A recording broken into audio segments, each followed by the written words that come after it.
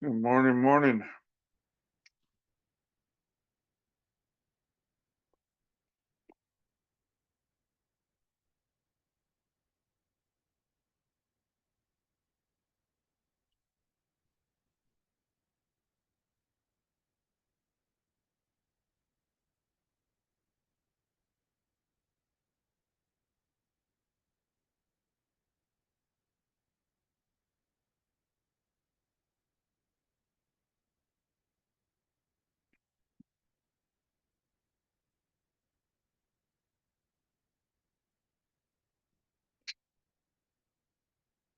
Morning. Hey, hey, how we doing? Doing pretty good. Feel Yeah. good. Got a Ready, knot in my back. I need to work out. uh, Other than that, I feel great. that's awesome. Oh, I'm a little tired. Not too bad though. I'm awake. It Yeah. still amazes me that I've been getting up at 4 a.m. I don't know, but that's cool. Yeah, Do it's the good for thing. you. It really is good for you. Doesn't it Yeah. say in the Bible you're supposed to wake up with the chickens and go to bed with the chickens? Something, Something like that. There's something something. like that. Yeah, there's a few verses about rising before the sun, and I remember some. So there's a pastor out in California, Raul Reese. He's a former, was a Vietnam veteran or something, but just a hardcore individual. And I remember one conference that I went to. He was all about like, he was like, yeah, to get up. You guys need to be getting up early. If you're not getting up early, you guys are missing the mark. So I don't know. Yeah, I So kind of feel the same way. Early yeah. bird gets the worm and all that stuff. All right. That and I just can't help it. So if I sleep till 5, that's sleeping in. Mhm. I don't know. I'm just hardwired that way. Yeah, that's good. Winter Uh, always throws me off a bit, but just years and years of getting up before the sun and getting to work as the sun comes up to beat the heat. yeah. So when do we fall back? Let's see. I don't know, here pretty quick. Not this Sunday, then I think it's Uh, so November 3rd. So that's this weekend, right? Yeah, that's this weekend. that's this weekend. So okay. All right. So I'm gonna get ready for church and then I'm gonna set the clock back an hour. Have an extra hour. Yeah, but good, good. November 3rd, fall back. Remember the things. So what's your daily routine like? I usually wake up around 3:30. I actually have my alarm set for 3:33, and I usually out of bed by 4. I do positive affirmations. I'm trying to get my burpees in before the meeting starts, but it just hasn't been happening. I usually don't do it till after the group, but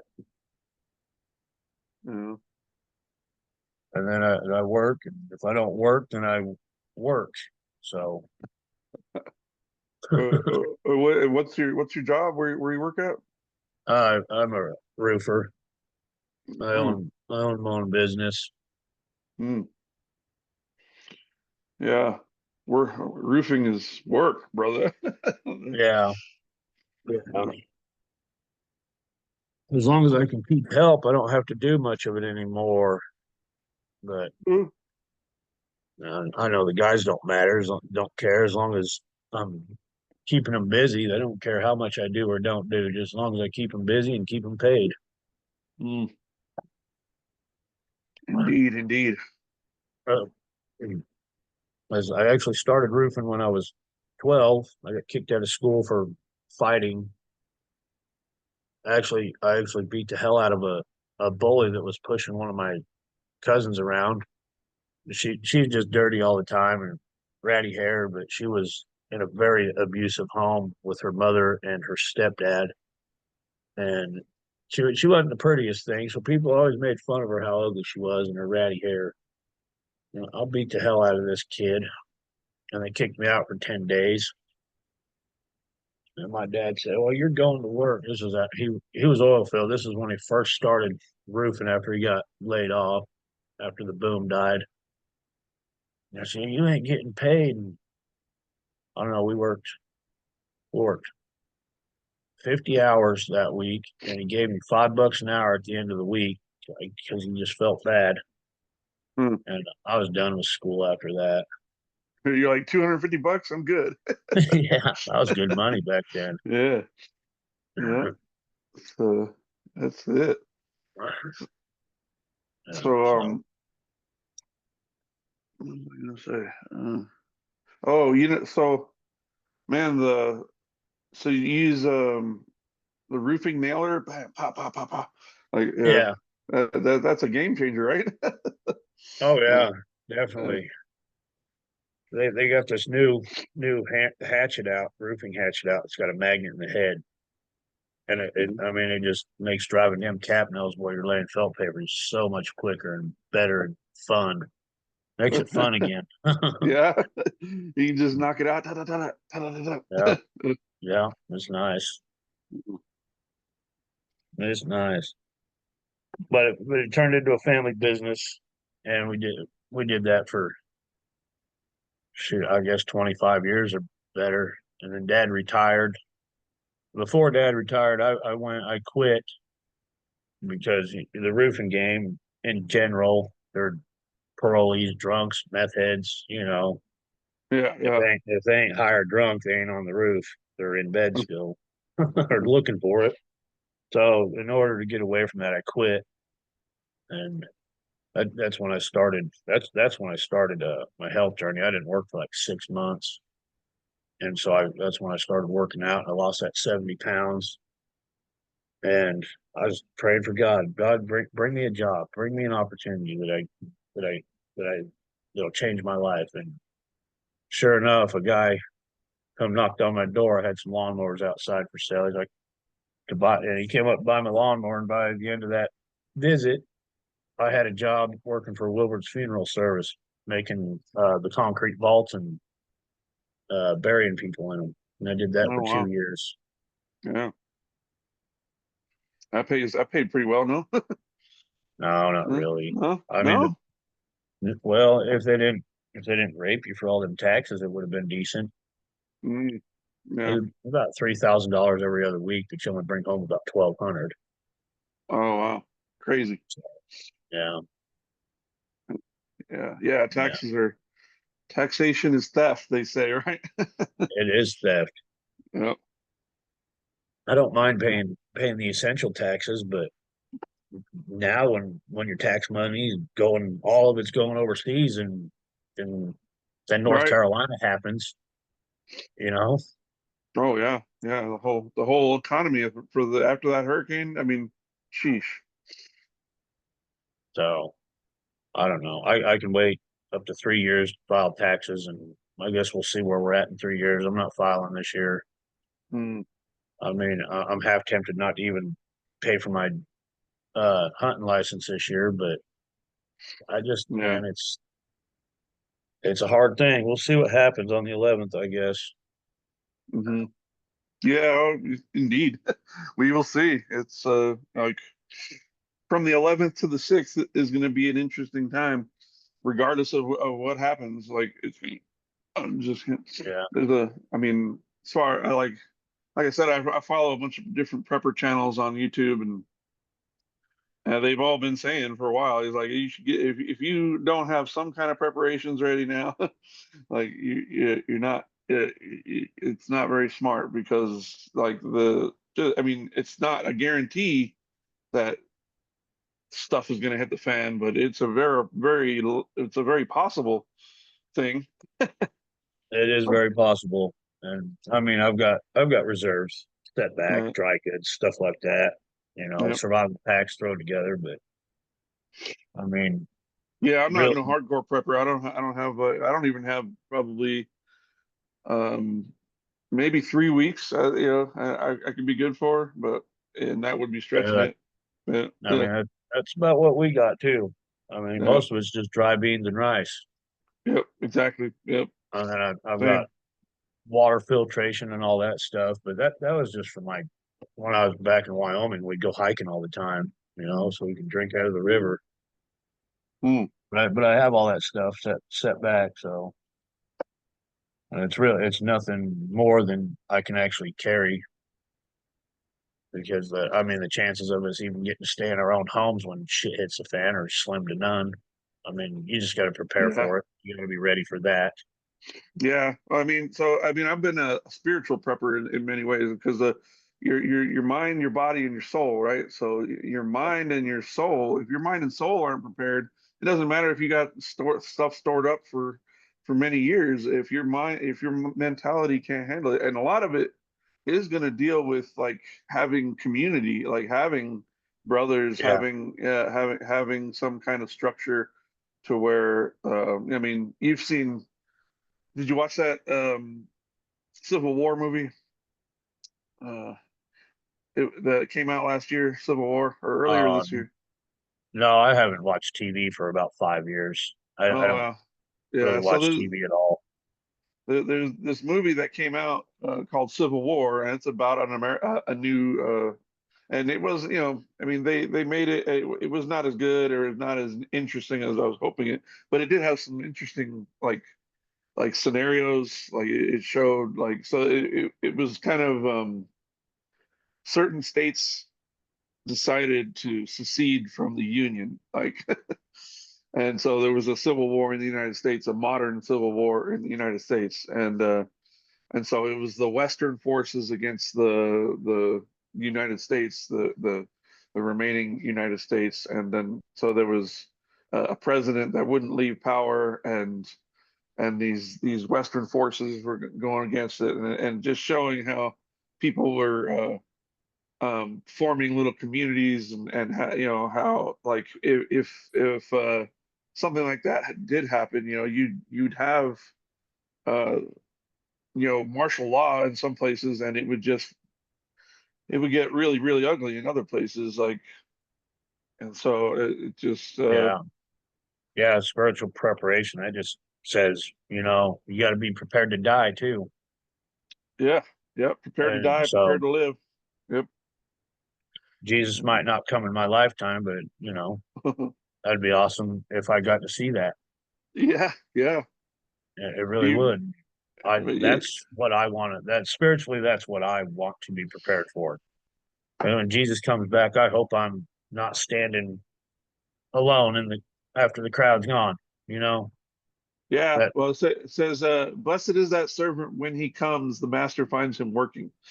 So I mean, it's to be ready in season and out of season is to be of a mindset that, like, because the fact of the matter is, the day you die, that's the end of the world for you. Yeah, that's the second coming of Christ for you. So so you I mean, we I mean, my worship leader at my church passed away in a car accident, like the first year I came out here to this church. And that weekend before she passed, I actually said, we don't know if we're going to be here next weekend. And she wasn't. And it was just like crazy. It was so, Oh, damn, she died?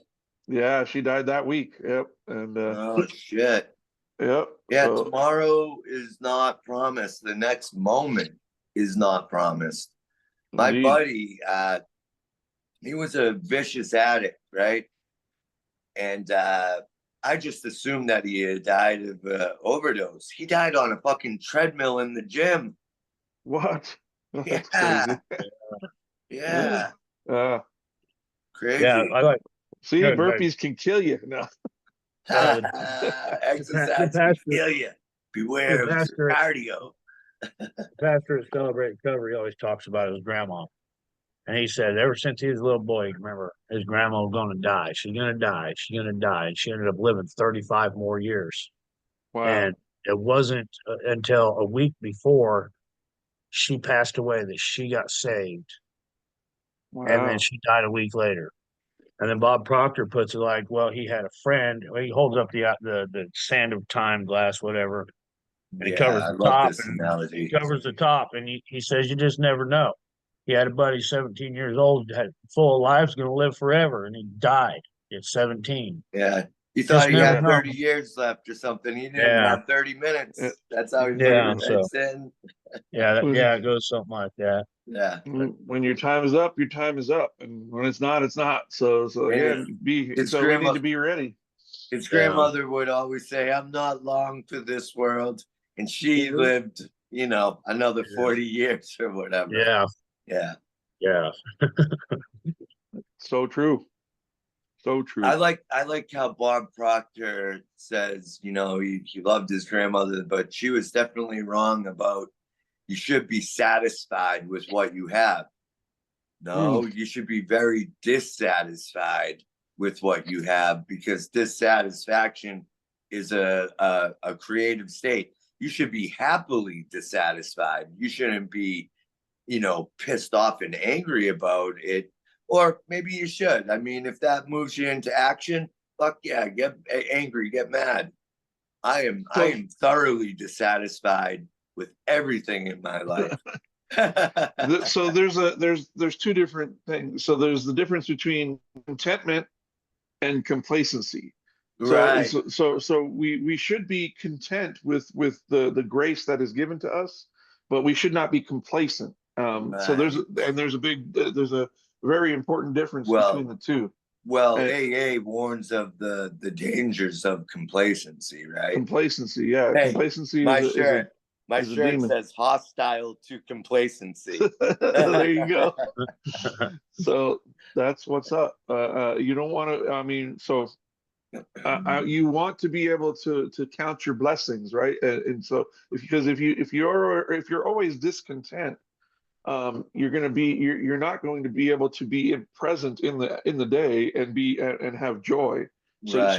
you're not winning at that point. You're Right. always perpetually losing. So if you can find peace in the day and find joy, then that, again, like I said, how do you overcome situations? By your mindset. And so when you do have contentment and peace, you win.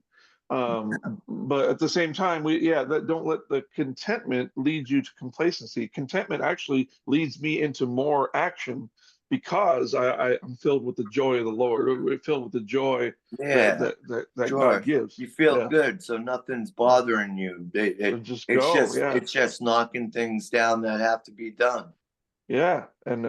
with happily. Yeah. You Yeah. know? At greater levels. I mean, What would you rather do? Work Yeah. in misery or work in joy and happiness? It's pretty easy, man. When I do long runs, I sometimes they start off like, oh, why am I doing this? Oh, this is painful. But then after 2 miles, that goes away, and it's all just positive mindset, just raining down. It's been so long, brother. Like, since I've done like back when I did that body transformation in 2017, I did a 5K and I hadn't ran since I got out of the army, like 10 years before. So It takes practice like anything else, getting used to that little bit of soreness, and it goes away, and there's something on the other side of all the suffering it takes to run, and that is total peace. Yeah. Yeah, good. it is. And so it's worth every second of pain. Yeah, absolutely. It really is. Yeah. Put in the work. That's good Putting stuff. in the work. Yeah. The internal work, and there's something to be said about running, man. It's just like such a natural thing for us to do. And you take the precautions that you can to make it as comfortable as you can.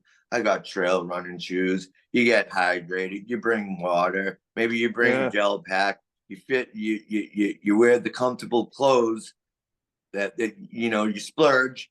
Maybe maybe you buy some of those runners clothes that are so goddamn expensive, but oh so freaking worth it. Really? Yeah. A buddy of mine, he did a marathon last year, What's and he that? started a friend of mine in Albuquerque. He did a marathon, I and did a marathon last year around this time. yeah, I yeah, was running a half marathon every weekend for 4 months in a row. and he started doing or he wears those toe shoes like he ran in those Yeah. without regular shoes on. Yeah, Yo, so with almost like the barefoot. Birkenstocks or some shit, like hippie No, shoes. no, no, they're like weird, like basic coverings for the bottom of your feet, and they actually have toe Yeah. divisions. I don't I know I ran a half marathon with a guy in March. And now March in Massachusetts is freaking cold still, right? And he yeah, was barefoot. barefoot, right? Yeah, Oh that's a man, he was a wild man. And then a couple months later, I ran a trail marathon with him, and we crushed out maybe like 3-4 miles together before I kind of left him in the dust because he was a little older. But yeah. man, he ran an ultra marathon, and so I ran with him and I picked his brain because ultimately I would love to run an ultra marathon. I would have to change everything up in my life. Well, how long is an ultra marathon? Like 100 so miles. 100 miles. Woo! 100 miles, yeah. Jeez. It's like four That's marathons back to back to back. Yeah. dang. So have you tried like a Ironman or have you tried like a Spartan race or anything like that? What the like triathlon? Triathlon, yeah, I wanted to try half a triathlon this year, and then I got a massive groin pull. yeah. Right, And I right, was like, well, I'm not trying to make excuses, but it's an excuse. Yeah, I mean, yeah. you can't run with a massive groin pull, you know? Oh, oh, and then swim and then bike, all that stuff. Like, Yeah. But I had it all set up because I was going to go to the lake 4 times back and forth. That would be a mile point two. Jump on the bike, and then I would have to do I don't know. It's 114 miles, so 57 miles, I believe it was. yeah. 57 for just a half, and then running a half marathon. I And got another buddy that I'd like to bring on this group. The one that I told you. I don't know if I told you guys. He's like a national sponsor for NA. Like he used to be a drug addict with me back in the early 2000s, but he got sober and then he's been a highly effective, killing it individual ever yeah, what's since. he do? He's consulting, like financial consulting is what he does now, and so Oh, I thought you were saying with fitness, the gym, no, running, fitness too. exercise. Yeah, he does Oh, those Spartan races. Like oh, he I don't know. does. What's the Spartan race consist of? So a Spartan race. Let me look it up real quick. It's like a triathlon, but it's just insane. Like a whole nother Okay, level of insanity. okay, Let's see. okay. It's a step up from a triathlon. Yeah, what is a Spartan race? Let's see. No. What is Spartan race is a series of obstacle races varying. I don't know if you ever seen like the CrossFit games type of it has a I've bunch I've of I've seen CrossFit. Yeah, I've like the seen CrossFit not games, competitions. but people getting down doing CrossFit. Yeah, Yeah, well, that's so on my so to-do list. so ranging from 3 miles to ultra marathon distances. These races are held in the United States. They have been franchised up to 30 countries. I don't know. What are the obstacles? I know like one of them you have to carry a boulder up a hill and like just Oh, crazy like beast stuff. Like my buddy Eddie, would be into that, man. Guy like flips tires over his shoulder, right, like big crazy tractor stuff. tires and shit. And my buddy, he's like a wiry, thin dude, but he just I mean the Spartan race people are on Very another strong. level. Yeah. Yeah. For success and for successfully completing something like an ultra marathon, okay. And Bob Proctor, I picked this up from Bob Proctor. It's 5% strategy and 95% mindset. Mindset. That's it. Mindset, man. See, That's everything. mindset is everything. Yeah. Yeah, it is. Like I'd like to get into running a mile again. That's Yeah, where I'm man. at. You know, That's where go I'm out. This is how I started out. Run for 1 minute and then walk for 4. Run for 1 minute, walk for 4. Just keep doing that for an hour. at. And then up it. You know, run Yeah. for 2 minutes, walk for 2. Just keep upping it, you know? Yeah. You'll be running Yeah. a mile in no time. I bet if you did that every day, you'd be running a mile in 2 weeks. I Let's bet. do it. Let's go. Right? 'Cause, I mean, when I was doing when I did that body transformation, I would do hit sprints, high intensity intervals. So I Oh, would yeah. I would do a sprint for a minute, then Yeah, and then slow down a airborne shuffle for a minute, and then go back Yeah. sprint. Blah, blah, blah. Yeah, I yeah. remember. I remember ran on the track at Harvard University not like 2 summers ago, and I watched how they trained. And man, I was just like, I'm making mental notes left and right. I'm like, fuck, I gotta come train here more often. I ran like 6 miles around the track, a quarter-mile track. So I had to run around it like 24 times. But Yeah. I just, some amazing athletes train there. So So I how long like did it take you training with, to do six miles? what's that? How long would that take you to do 6 miles? Is Oh, that an hour of running or? it's about 9-minute miles. So yeah, about an hour, Yeah. 54 minutes, about 9-minute miles. I was getting down to like 8.5-minute miles, but since I screwed up my knee, I've been falling off. And man, it's so easy to lose all the gains so quickly. It's just so running, easy. yeah. If you don't keep that mental fortitude blade sharp, oh man, it's so easy to lose. My fastest mile was when I was in the Army. I did a 2 mile in 14 minutes, or it was 14:30. But Wow, yeah, that's awesome. Yeah. yeah, That's good. Wow. Yeah. That's My going best like is hell, yeah. my that best was is Earlier this year, me and Brandon tried the David Goggins 4x4x48 challenge. That's 4 miles every 4 hours for 48 hours. Man, I made it up to 32 miles, and then I set my alarm for PM instead of AM. And when I woke up like 6 hours later, I was like, fuck, I missed it. And then I was just like, oh man, I do not have 8 miles in me right now. I have 5 blisters. I was sore as fuck.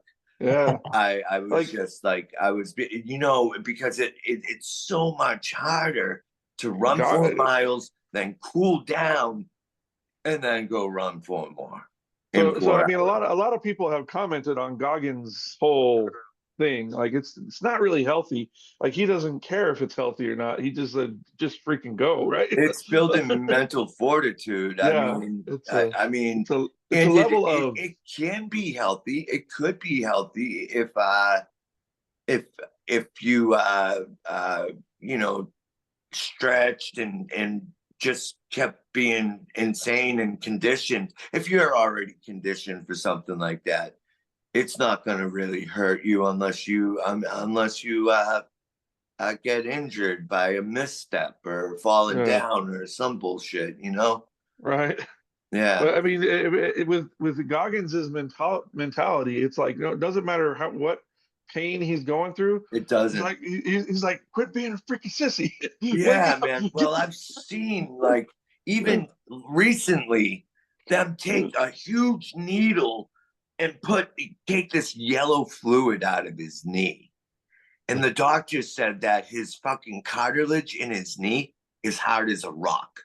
It's like not like the average person's knee. Right. He's not an average person. No, He he's a is so freaking he is the machine. uncommon amongst the uncommon. Yeah, yeah. He's You he's know? 1% of the 1% of the 1%. Exactly. Exactly. So what were you saying, Stan? Like, what was your My hurry? best mile's 10 minutes. Oh wow, okay. Yeah. And you would shave that down and down and down the more you practice, the more you train I'm not doing any running anymore with that with the meniscus knee. thing. Yeah, with the meniscus But problem. I remember when I started, I could barely run in place for a minute, and then it became 2 minutes, and then man, it Yeah, worked up to it. it builds really quick. So And I then, tried then I the, tried doing some burpees earlier this week, and man, so getting my knees to come up after I go down and do the push up, getting my Yeah. knees to come back in, I have to actually stop and like bring my knee in and then stand up. Good morning, Michelle. yeah, you'll get there. Keep working on it. It took me 5 days with the online group before I quit feeling intense pain. Man, I was so sore that first week. Yeah, well, the burpees absolutely It is worked. something that you got to build up. When I started, after 10, my heart and when my lungs would feel like they're burning. And now I wouldn't even feel that if I did 100 straight burpees in a row. Wow. Yeah. Oh, I went to a jujitsu class a couple months, or it was like, well, it was like 6 months ago now. But man, jujitsu is no joke, right? Oh, yeah. And I I'm used to actually, live next to an Olympian jiu-jitsu master. wow, Yeah. black belt jujitsu. I mean, it's like the whole, like anybody who's into like a tactical mindset, pretty much jujitsu is one of the things that you have to learn. And I mean, as far as martial arts go, I've always been more of like a striking type person than I don't like grappling, wrestling. I don't like You doing all like the those things. striking. Yeah, just hit somebody, right? Like Yeah, I don't. just fucking hit him. Yeah, but again, like 90% of fights, if you get in a fight, are going to end up on the ground. So it's important to learn those things. But man, I did that one jujitsu class 6 months ago, and I felt it for 2 weeks. Like, well, I felt it for a Yeah. month. My actual, I got what is it called? A rash, like or like from the floor on my foot, and it just like ripped the skin off the top of my foot. So I was like, my foot was hurting for a month after the whole A month, huh? jujitsu class. Yeah, so I was like, Wow. it was going to be like $80 a month. So I was like, well, I'm not ready to pay to break my bones and stuff just yet. Right. Yeah. Yeah. And there's a boxing gym actually here in town I wanted to go check out. I always wanted to train boxing, condition. Yeah.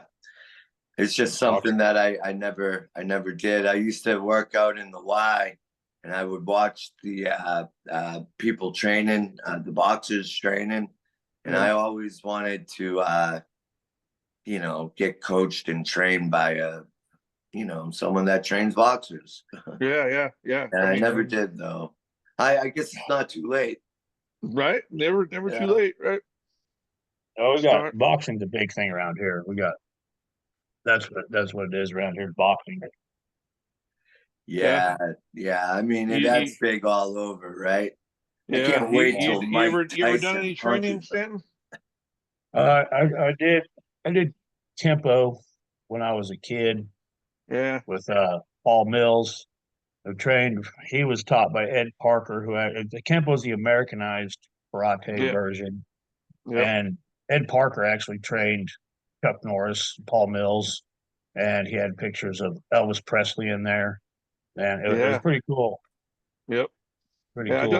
I've done some Kempo training. I've done like a lot of different forms of like karate, like basic Taekwondo. Like when I was stationed in South Korea, I actually got to train with a real like Korean Taekwondo sensei, which Yeah. was pretty cool. You know what And That's I wish awesome. I could do? I wish I could download all the martial arts just like in the Matrix. yeah, I wish I could just, I know Kung you Fu. know. Yep, yep. Yeah, when I was stationed in El Paso, I actually got to go to a Shaolin Kung Fu class for a while. That was cool because I mean, as much as I've done lots of different karate versions, I always wanted to do kung fu. Like like Brandon was telling me about, the Chinese Cultural Center in Albuquerque is a high level kung fu school. I never got to go there, but kung fu is just elegant, more There's elegant so than, much to learn, yeah, and there's a lot. health Yeah, and fitness wise, it's infinite. Fitness is just an infinite art. It is. And that's the beautiful thing about it. You can never stop learning, and then you get to a point where you teach it, and what you teach is teaching you. When you teach, you learn twice.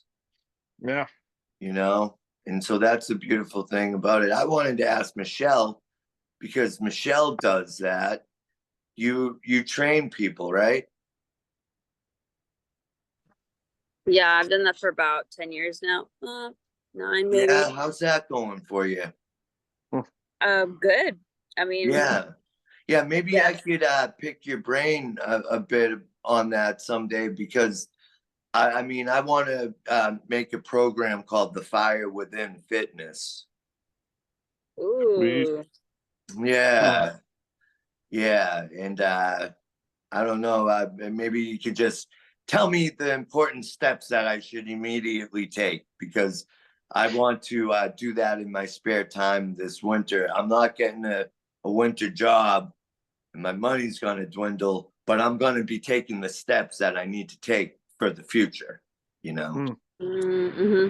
Yeah, that's the whole like main part is figuring out first the main intention of the workout. The main intention, because I've built built group classes, I've done one-on-one stuff, so I've done and we can build it even in a time frame, whether it needs to be kept to 20 minutes, it needs to be kept, we can build the intensity, but it all is around the main mission, the goal, like what you're really wanting to get out of it, because it's not just obviously like the physique, it's it's all components included. So time is involved. Yeah, where you're at physically, where you're at mentally, they're both involved, right? See, so what I did was I took someone else's program and I kind of structured it to my own, and I want all right, so there's 10 different workouts that you could do with just a stability ball and 2 sets of dumbbells. Beginner stuff, but it shows you the type of intensity. You have to bring some sort of intensity, or else I feel like you're wasting your time if you're not. You have to bring the intensity, and these workouts force you to bring the intensity. It's a warm up. You warm up with and a cool down, static and dynamic stretching and warming up, and then the main workout, and it should take about 45 minutes. And that's just if you don't have a gym pass. Now, if you have a gym pass, I want to structure a different kind of workout of that you could do because you have access to a gym. And so that's going to be, I already got the ones without the gym, and then I want to create a whole meal plan, and mind, body, soul, fitness. It's got to be across the boards. It's got to be across the boards. Good. And I need to practice what I preach. Yeah, and HIIT training is the best for burning fat to keep your muscle. So I always suggest that for people who, if you're already somewhat lean or you have some muscle definition, HIIT training is the 30 seconds on, 30 seconds off of something really intense. So my favorite. It would be like push-ups for 30 seconds, and then you rest for 30 seconds, and you do push-ups for 30. Like, it can be super, literally like 5th grade movement, but it can get you super shredded and super fit very fast. Like, you can do that type of stuff in 20 minutes and have a crazy good workout. Right. So do you have clients, Michelle, that you call and say, okay, or are you like, do they pay you to like babysit them and get? Well, my intention is to make myself obsolete, to where I teach them what to do, and then I coach them. I'm like their accountability partner to build the habit. That's my intention. Right. Not to show up I mainly do online. If I have people around me, I'll show up for them, but usually the first time just to like show them the movement. But I don't believe in that of having someone stand over you and like yell at you, like, Right. you know, Okay. but So I you don't I believe do in that. like like, Okay. that. I like how you put it. The object of what you're teaching is to make yourself obsolete. That's yeah. So awesome. I'm mainly the accountability partner, but I'm really hardcore. Like basically, like if we say we're gonna, like, that's why whenever our first call, I got on here at 5 because I'm like religious on it, but because that's what I teach. Like, if they say exactly, like I say exactly to the T, so they have to show up according to that. So it's gonna build their. I mean, I went to a military leadership school to where they built that in your like Yeah. neurological system to be like literally to the T to your word. A lot of like kind of what Wes teaches, like being your word, but I do that with my clients, you know, so I have them, if they say they're going to send me their feet at the gym at 7 o'clock, they better be sending me a photo of their feet at the gym at 7 o'clock. You know, it's like it's very Yeah. military style, you know, but Yeah, it's yeah. but Yeah, it makes them get it done. And that's what I needed. That was the kind of coach I needed. So like I am that for others because I typically Yeah. attract what I needed, you Yeah. know. That's So good. Yeah, you know, when we good. started, everyone was here at 6. Everyone, you know, I mean, well, 6 Eastern Standard Time. I don't know where It's you 4 guys for me. all are or the time zone you're in.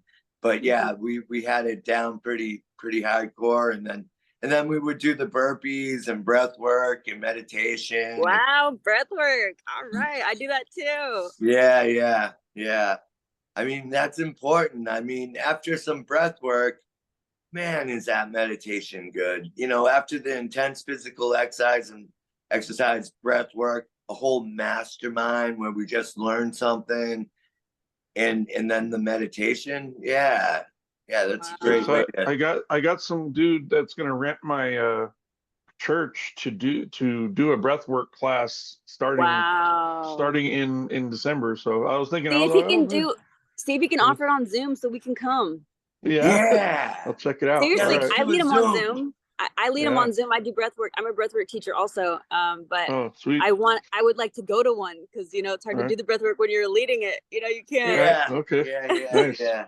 Oh, you're gonna have to do some maybe on Saturday after a deck of cards.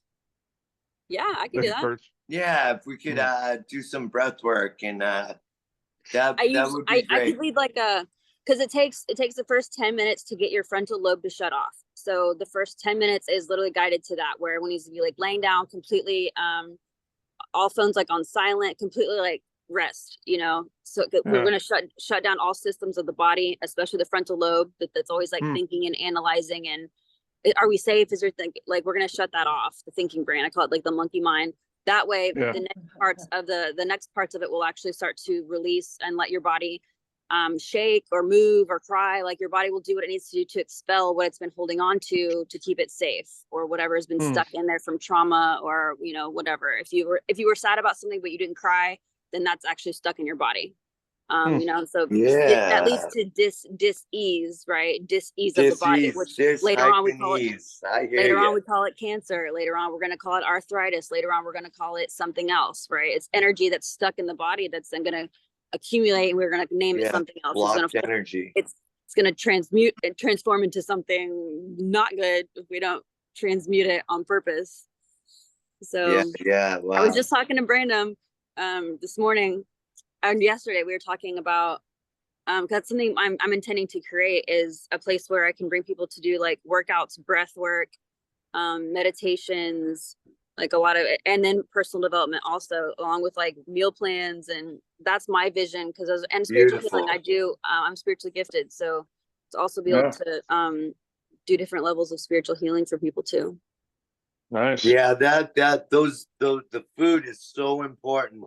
I'm like recognizing like how important. I'm going to be doing a 2-month nutritional program soon, along with workouts from a guy that I met in Mike's Mastermind. Actually, I don't know if you might know him, but Eddie, Hybrid Life Athlete. Edward? Yeah, Eddie. Is he the dog groomer? No. Oh, okay, then no. Different Eddie. No. Different Eddie. Hybrid Life. What's up, Caveman? What's that? And seeing what's up to Brandon. Oh, what's up, Brandon? Good morning. He's here, present. Oh, what's up? What's up, fellas? Who Going wants on? to get hit with my Fellas and female.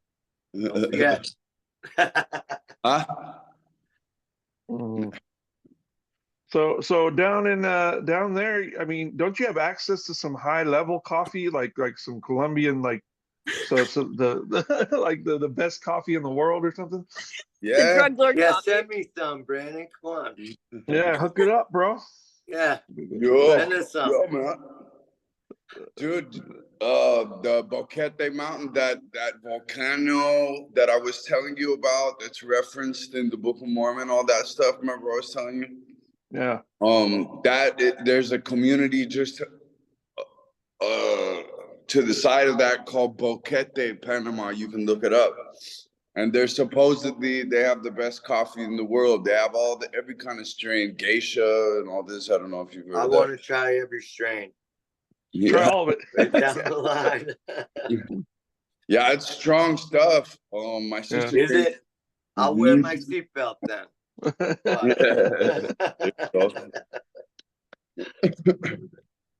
And then but Colombia too, right? Colombia's supposedly the big.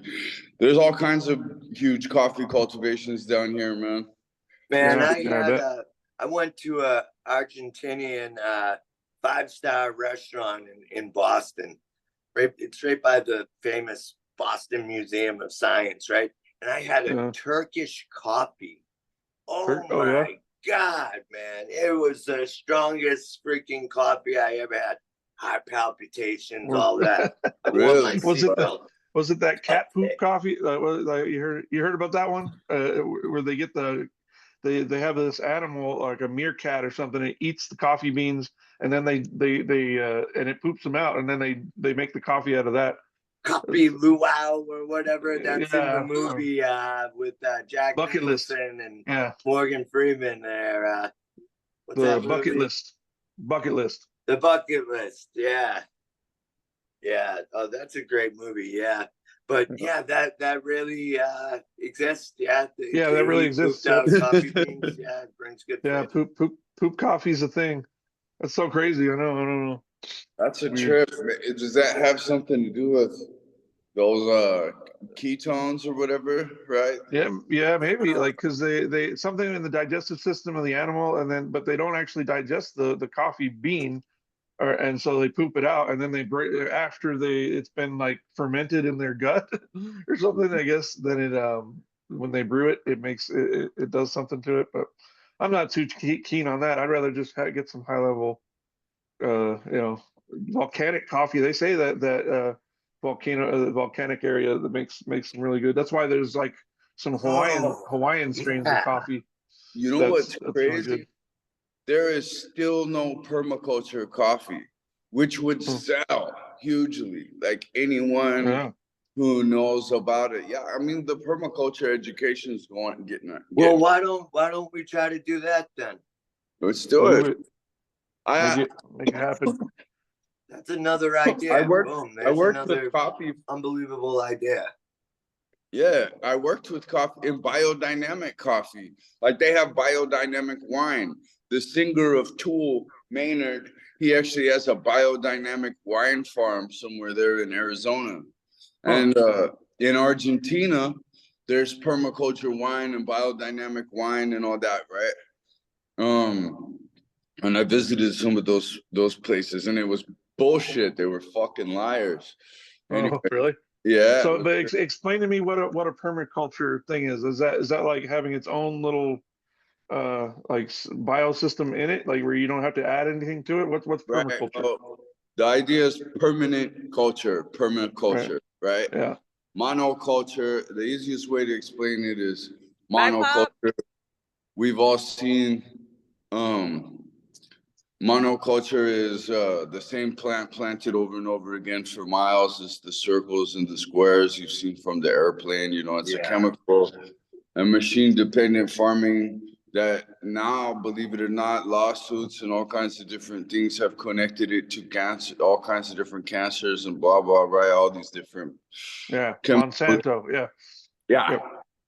And then, right, and then GMO and all that stuff. So diabolical. Anyway, permaculture is the opposite of that. It's growing from God's page. Like when you look at nature, everything's growing in this. You can't count the diversity. There's so much diversity out there, right? So you're basically just making your own jungle. So you select a whole lot of stuff. And a really advanced permaculturist actually just goes in the jungle and starts adding stuff, right? And so you could walk past a permaculture. The biggest comment is like, where is it? Well, you just don't know the species. You know what I mean? But it's right in front of you.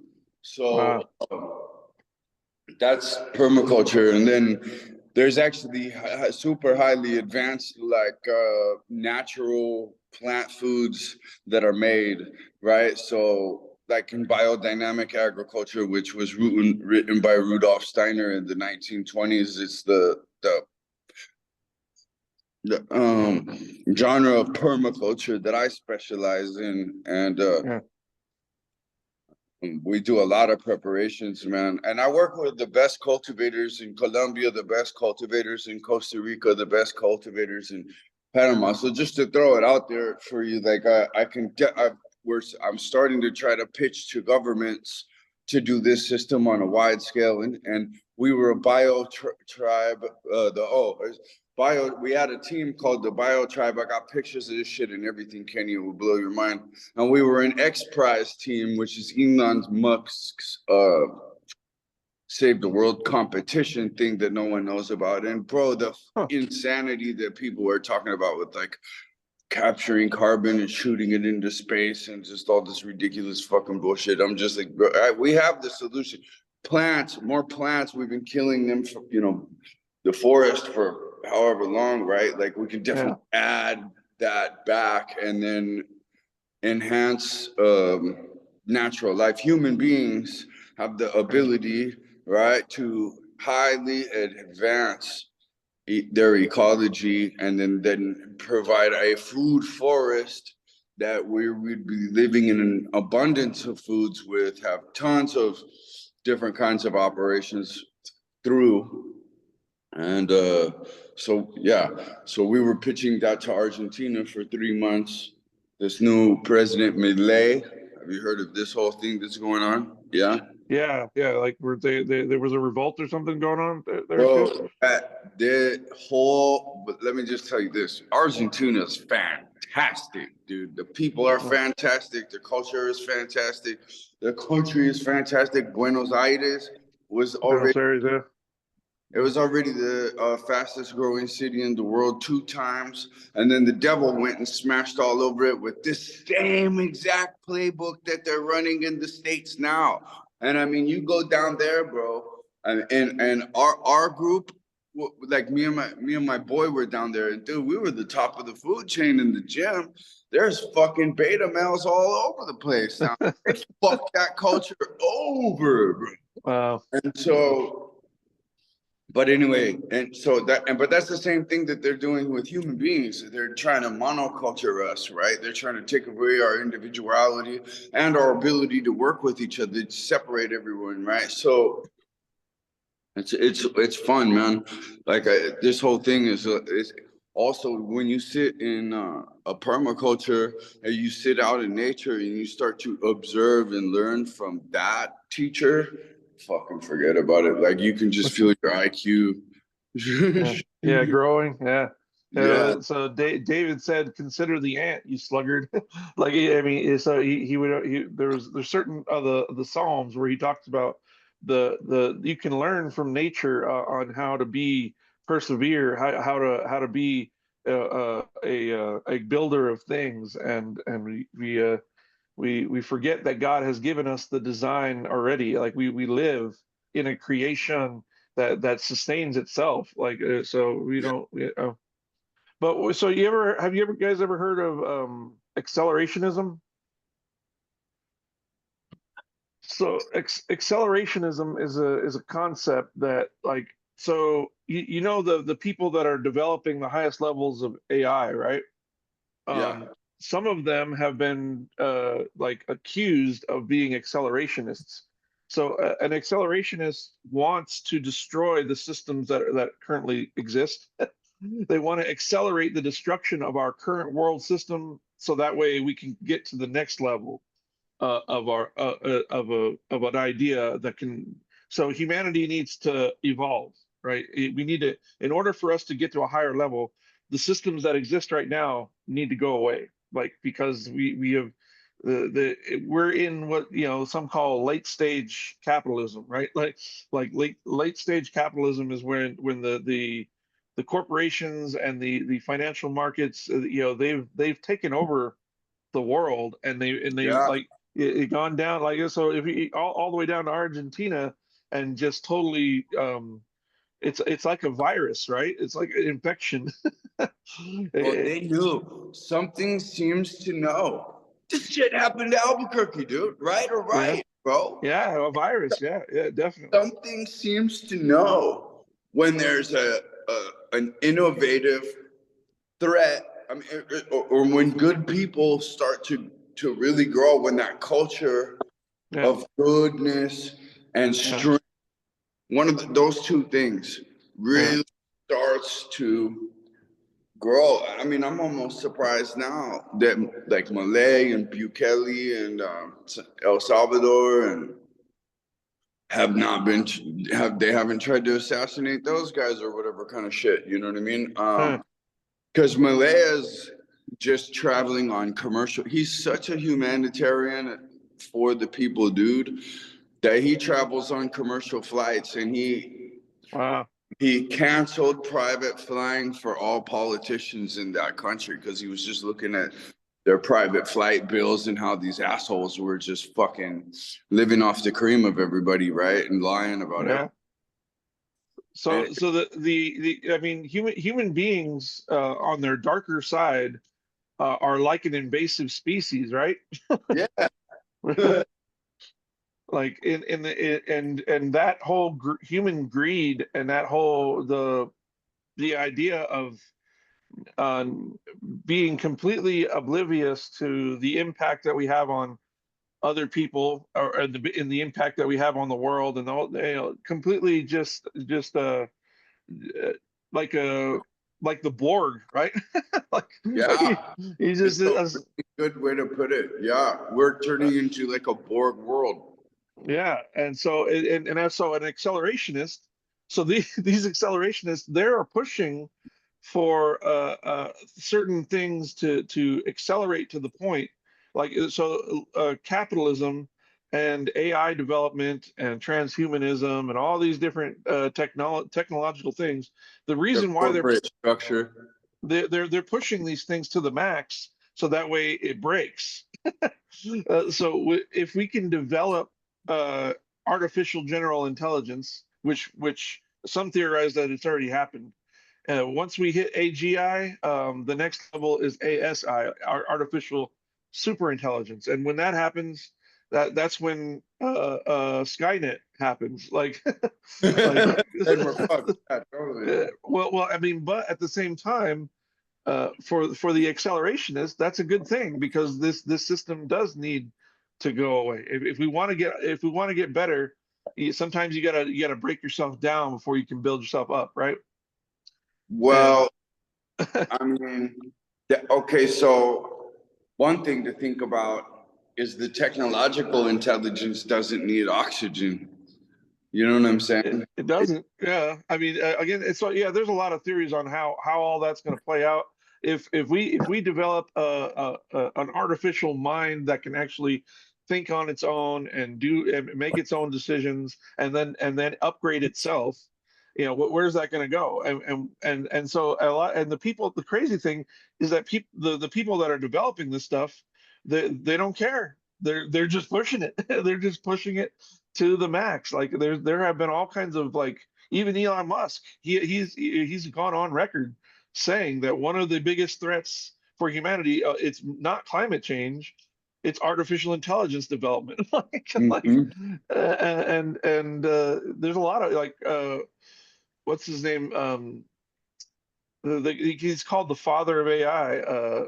and he actually stepped back and removed himself from some of the development companies because they weren't putting any safety measures on developing these things. So if That will be very dangerous.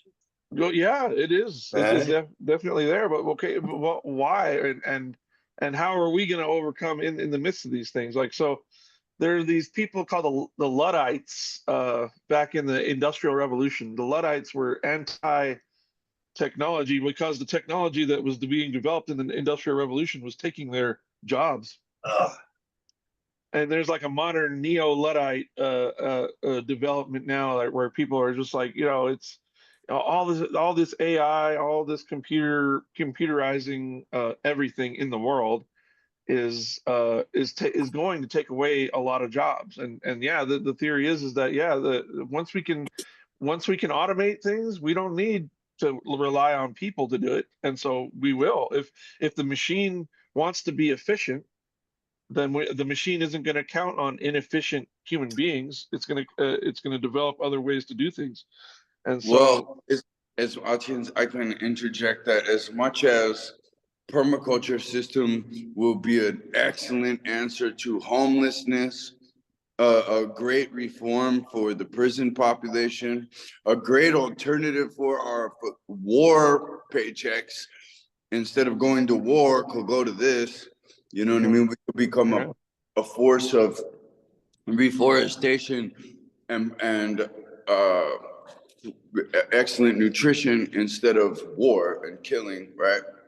yeah, Giving health, saving the young kids in Gaza, showing this whole new, as much as it could be that, right before you got admitted into the WhatsApp, so I'll send it to you in oh no, I did send it to you. Did you check out that drone and Tesla? oh yeah, I saw a bit of that.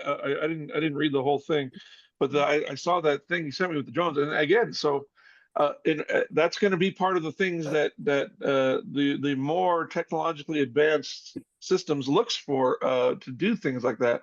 But again, in order for systems like that to truly thrive, Mm-hmm. the current systems, the industrial complexes, right?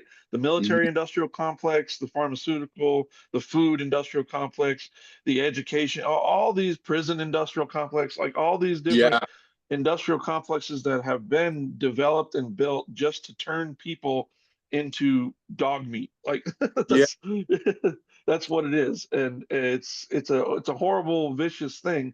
But just like in a drug addiction, like change doesn't happen until it has to change. Like people who are hardcore addicted to a drug that's destroying their life, they really won't stop. Like I mean, I've counseled. I mean, I've been a drug addict. And I've counseled many, and people who are in that mindset, they're not going to stop unless they have to stop.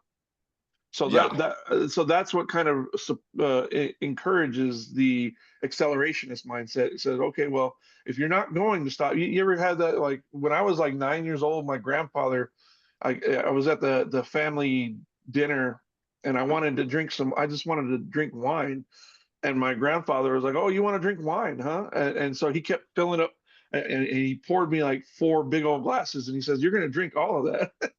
and I chugged like 9-year-old chugging like four big old glasses of wine, and I threw up, and I was like, "Oh, that's disgusting." And so the whole idea yeah, is we're kind of doing that on a global scale. Oh, you want to do technology, you want to do capitalism, you want to do all these things. Here you go, and it's going to go so far that the system is going to break at some point. It's not sustainable the way it is. Like these industrial complexes are not a sustainable model. They are a destructive model that's going to come to a point where things are going to have to change. And it's good to have resources like the ideas for resources and ideas for sustainable models, but we're not going to turn to those resources until we have to turn to those resources. And You just reminded me of, oh, you want to drink wine? Well, I just got reminded of interview with Graham Hancock. I forget who was Joe Rogan or Lex Friedman. And Graham Hancock was like, oh, you want to be president? Okay, you have to be administered 6 massive doses of DMT.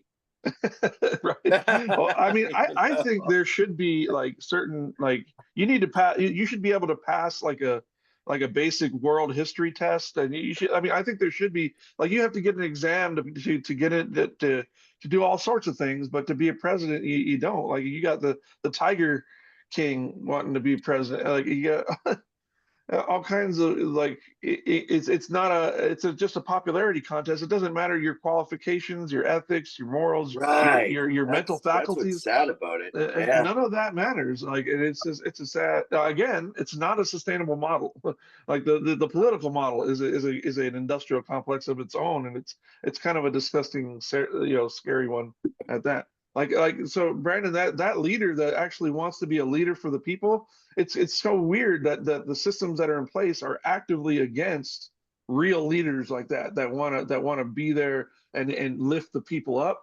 Like, the systems that exist, they will. I mean, people like that get assassinated all the time. Yeah. Like, I'm Yeah. surprised nothing's happened, but I'll tell you this. Argentina now, bro, he has 95% of that country behind him. And I mean, not just behind him, but yeah, fuck, it's something to feel, dude. Like, that country is in this whole new, after 2 decades of hopelessness, they are full of hope. You know what I mean? And yeah, and they are in the gym, and like, it's really interesting. This new company called Smart Fit has opened gyms all over Latin America. So from Brazil to Guatemala, you can have this Smart Fit Black membership, which is $27, and go to any fucking country Smart Fit gym, and there are these brand new gyms, and it's crushing all the small gyms, right? But in Argentina, there wasn't too many small gyms to crush, actually. They didn't have too many gyms, dude. Can you believe it? Yeah. And gyms that they do have were all fucked up, and there was like 10 enthusiasts that really loved each other, like what we got, right?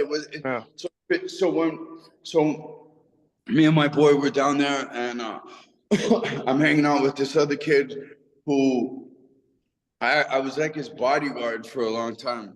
And he's a senator's son, and before this, and he's taking us around, and fucking dude, it's just amazing. And they had Black Lives Matter spray painted everywhere, and all this kind of shit was hit so extreme. It was nuts to see. And then these new Smart Fit gyms opened up like 10 locations in Buenos Aires. Then even more gyms, he was telling me, opened up. Just like smaller people started opening up gyms. I was like, oh, these gyms weren't here before the Smart Fits? He was like, no. So I guess what I was trying to say is I lost my place somewhere. Well, Argentina is developing systems that are good, right? Yeah. Yeah, now they're on the rebound, and it's beautiful, dude. And people are really, they are, like you said, when you need it, now they receive it very, very openly, and they know because they went so far the other way, right? And so yeah. So you can totally do a private security company, Brandon. Like, you could do be a private security contractor. Do an A-Cal. Yeah. Get your own Blackwater going. So check this out. So it goes hand in hand, man. Like, check this out. I mean, Kenny, I would truly consider let me say this first. I haven't met a fan, everything from young guys. There's another YouTube I was trying to find and send you, but somehow I got distracted, called The Nomadic Life. That's a channel on YouTube, The Nomadic Life. And these are 2 young people that came down here, started their own farm, and then made a YouTube channel about it. They got however many K followers, right? Yeah. They're Kind of celebrities. like that one I sent you, then Yeah. kind of like that dude. Yeah. Yeah, exactly. Mm. I haven't. So what I was going into is I haven't met young or old a person who hasn't sold everything they have and invested in a coffee farm or a whatever farm, right? And come down here and not been extremely happy that they made the decision. I haven't met any tenure in people that have been down here that want to go back. You know what I mean? Yeah, I bet, huh? So when they escape the American Matrix, it's actually better. Yeah, and there's You red pilled yourself into a cave, right? and came out. and Well, the it is. community people, dude, like literally eating this king's feast, sipping the best coffee in Yes, the world, Danny. talking about how fucking thank God they got out of it and freaking how grand life is and all this shit. Yeah. And they go Man. have tea parties at each other's house and all this shit. You know, I'm not really into that shit myself, but I'm just the potential near the equator. Next chapter, right? The growth potential near the equator is fucking something else. You know, Yeah. we haven't seen it as Americans. We don't understand exactly the potential that our agriculture actually has and the velocity and the different amounts of ways you can do it. I can take you to my friend's farm in Colombia and we can eat 120 different species of freaking delicious. I could just walk around and rip leaves off and make you a little burrito and be like, eat that. You'd be like, what the fuck? Holy shit. This is the most tasty food I've ever had in my life. You'll say that. You'll be like, why do we eat this shit all day? Chemicals. Just eat some Yeah. plastic. I'll just start Just eat chewing on some this. plastic. Yeah, it's literally what we're doing. And it Yeah. literally raises your vibration when you eat that real food from a real cultivation method. Just eating it, you know what I mean? You could do 100 burpees in an hour meditation and be about where you would be with my leaf burrito. You know, it's really interesting the way it works. You know, I was listening to the chapter in Outwitting the Devil last night on self-discipline. And I said that there's three top things for self-mastery is to master the food, to master sex, sex transmutation, and to master your opinions. Those are the top three. And he said, you master those, and then the lower things that you have to master, you'll just naturally master because none of them will be as hard as those top three. So, Good morning, John. How you doing? Whoa. morning, John, Danny. Who else is that? Good morning. Well, that's Michelle. She's been in here. Good morning, everybody. Good seeing you, Danny. Seeing you guys. Oh, Danny, Well, what's going on? Yeah. How's it going, guys? Happy to join, man. I don't know, it was just a really busy weekend, and I feel like I'm going through something. Although it's not really happening. I sort of I've been fighting to stay on, and yeah, but at the same time I was just thinking as I was listening to this that we don't rise to our desired standards. We fall to our habits. Yeah. Level of And training. it's just nice that our, again, the habits are kind of picking me up and I'm fighting on that. So yeah, just happy to move along. How's everyone doing? Love the meeting. Love the new faces. Hi, Ken. Hi, Michelle. Hello. So yeah, I heard that we don't rise to the occasion. We fall to our level of training. So whatever you're trained in, whatever you're practiced in, that's when the occasion hits you. That's what you're going to fall back on. Like if you have no like mental or physical or if you have no kind of like if you haven't developed any kind of strengths or coping mechanisms, you're gonna fall even further. And so if if you make it again, you make your habits, and then your habits make you, right? So you Yeah. as you're developing so mental structure for your life, when life happens to you, you're gonna fall to whatever you've trained in. So for me, I'm a spiritual, uh, like like physically. I mean, you all could probably school me left, down, up, and right. Financially, I mean, I bet you guys could, could totally school me. But the thing is, so what do I excel at? I'm a spiritual leader. I'm a spiritually focused. I am, some people call me a fanatic, like, because I'm a Jesus freak. I'm all about spiritual things all day, Oh every day. yeah. And so when life happens to me, where do I go? I go to what I've trained in. So for the past 17 years, I've studied the Bible back, forth, left, down, up, down, in different languages and different translations, and the theological impact of what the words that are in the Bible say. So I mean, for a lot of people, it's easy to dismiss the Bible as just some book that was written by men, compiled.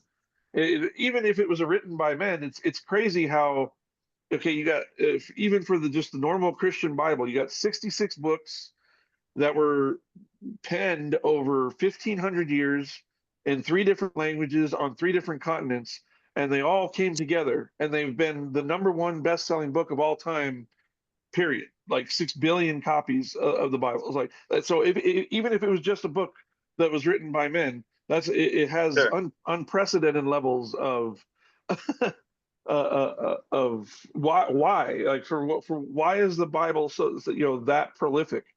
Well, I mean, and Totally. I've been studying it for 17 years. And for me, when life happens to me, I go to the scripture and see what the Bible says. And I mean, I've memorized like hundreds of verses. I've committed, it's not just studying it and reading it, but I Mhm. actually, when I see something that's actually practical and applicable, I take those things and I put them into my life. And so that's what Absolutely. that's where I'm a high level operator. Like when it There you comes go. to the spiritual things, that's my weapon of choice. Is I'll go to the scripture and I use it, and Hey, it's been no, who's effective for this? me. Well, that's an incredibly Gary? powerful framework, because if you go by what Aaron was saying, a couple of things that you have to master.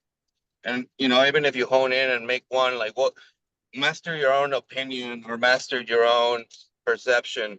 And if your framework is to go into spiritual and to go like, okay, how do I take this opportunity to serve more? How do I take this opportunity to feel blessed? How do I take this opportunity? Like, right, if you're mastering those questions, then whatever challenges are happening is not really a problem, but rather an opportunity to grow more, Yeah, to help out more, to practice more. Sometimes you stumble along the way, but hey, that's where you're learning and you're just going through it as well. yeah, Um, and at the end, it's just with your own conscience. So that's a very uh, powerful encouragement. framework. You Yeah, know, I'm uh, I know in the past you said that you were a nerd. I'm really happy because I'm a nerd too. I I think I mentioned a little bit. I grew up very Catholic, and then I kind of, and the fact that you mentioned putting the books together, like I almost went myself thinking negative because I'm like, well, who put those together, right? Like, who chose that? Somebody put them together. Um, yeah, and that's where I, like, for a long time started dismissing it, and I think that the downfall of dismissing the Bible was dismissing spirituality altogether and kind of like yeah, dumping that, right? Like you can cap yourself so much by yeah, not making this your mission, much more than life, right? Like the more I think passion is important in what you do, and we feel it every time that somebody like Brandon goes nuts about what he wants to do. We can feel the energy. Aaron, yeah, too, the passion that you put in it, you can put it with your body, with your mind, but if you get your spirit involved, that's where you like electricity fucking takes Ooh, over, and you can do things that you couldn't humanly possibly do. I love it, that's man. what's up. Thanks for Yeah, just hopping on and bringing that around. Something sweet. we frame it differently, right? And although it's Yeah. spirit, yeah, the more shades you give it, I think it's the best. So the Bible says that all things are possible to those who believe. And so when you have Yeah. that type of mentality that the impossible, unlikely things can happen and do happen, like it opens up your world to infinite like opportunities. Like and then it says that those who are in the spirit, they are more than conquerors. Oh, Like they are able to overcome things that other that most people don't overcome. And so that idea of resilience and the ability to go through the struggles of life and overcome those things.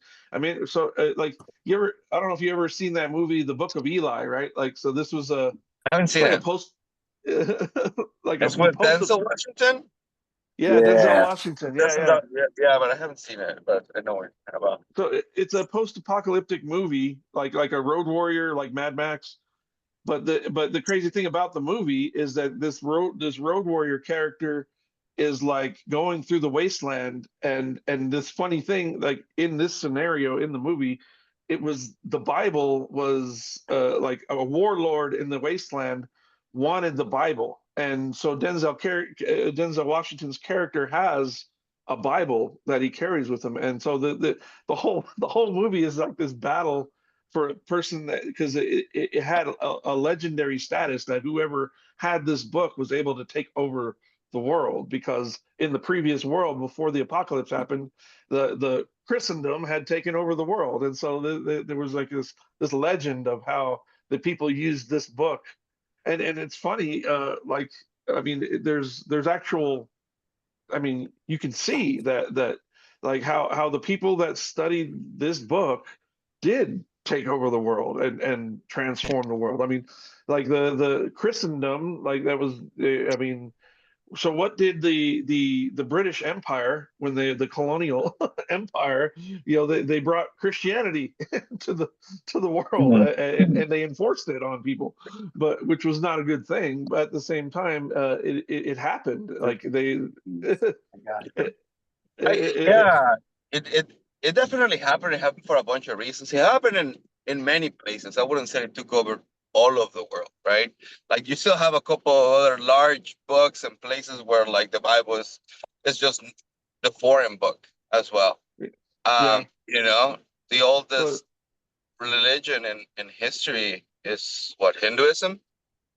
But yeah. I mean, so you have like the 1040 window, they call it. Like, so and Mhm. there's a lot of spaces like so yeah, Hinduism, you have Taoism, you have like ancient Japanese, you have like you have the I Ching, which is a popular. It's like the another one of the most sold books because it's in China, and you have a lot of those things. But I mean, you cannot deny the impact, like, because I mean, when the British Empire was bringing Christianity to the world, even Sure. the Spanish Empire with the conquistadors and the what are they called, the Jesuits, those guys would go and be alongside, even I watched that series, what is it called? Kingdom, the one with it's talking about the Japanese,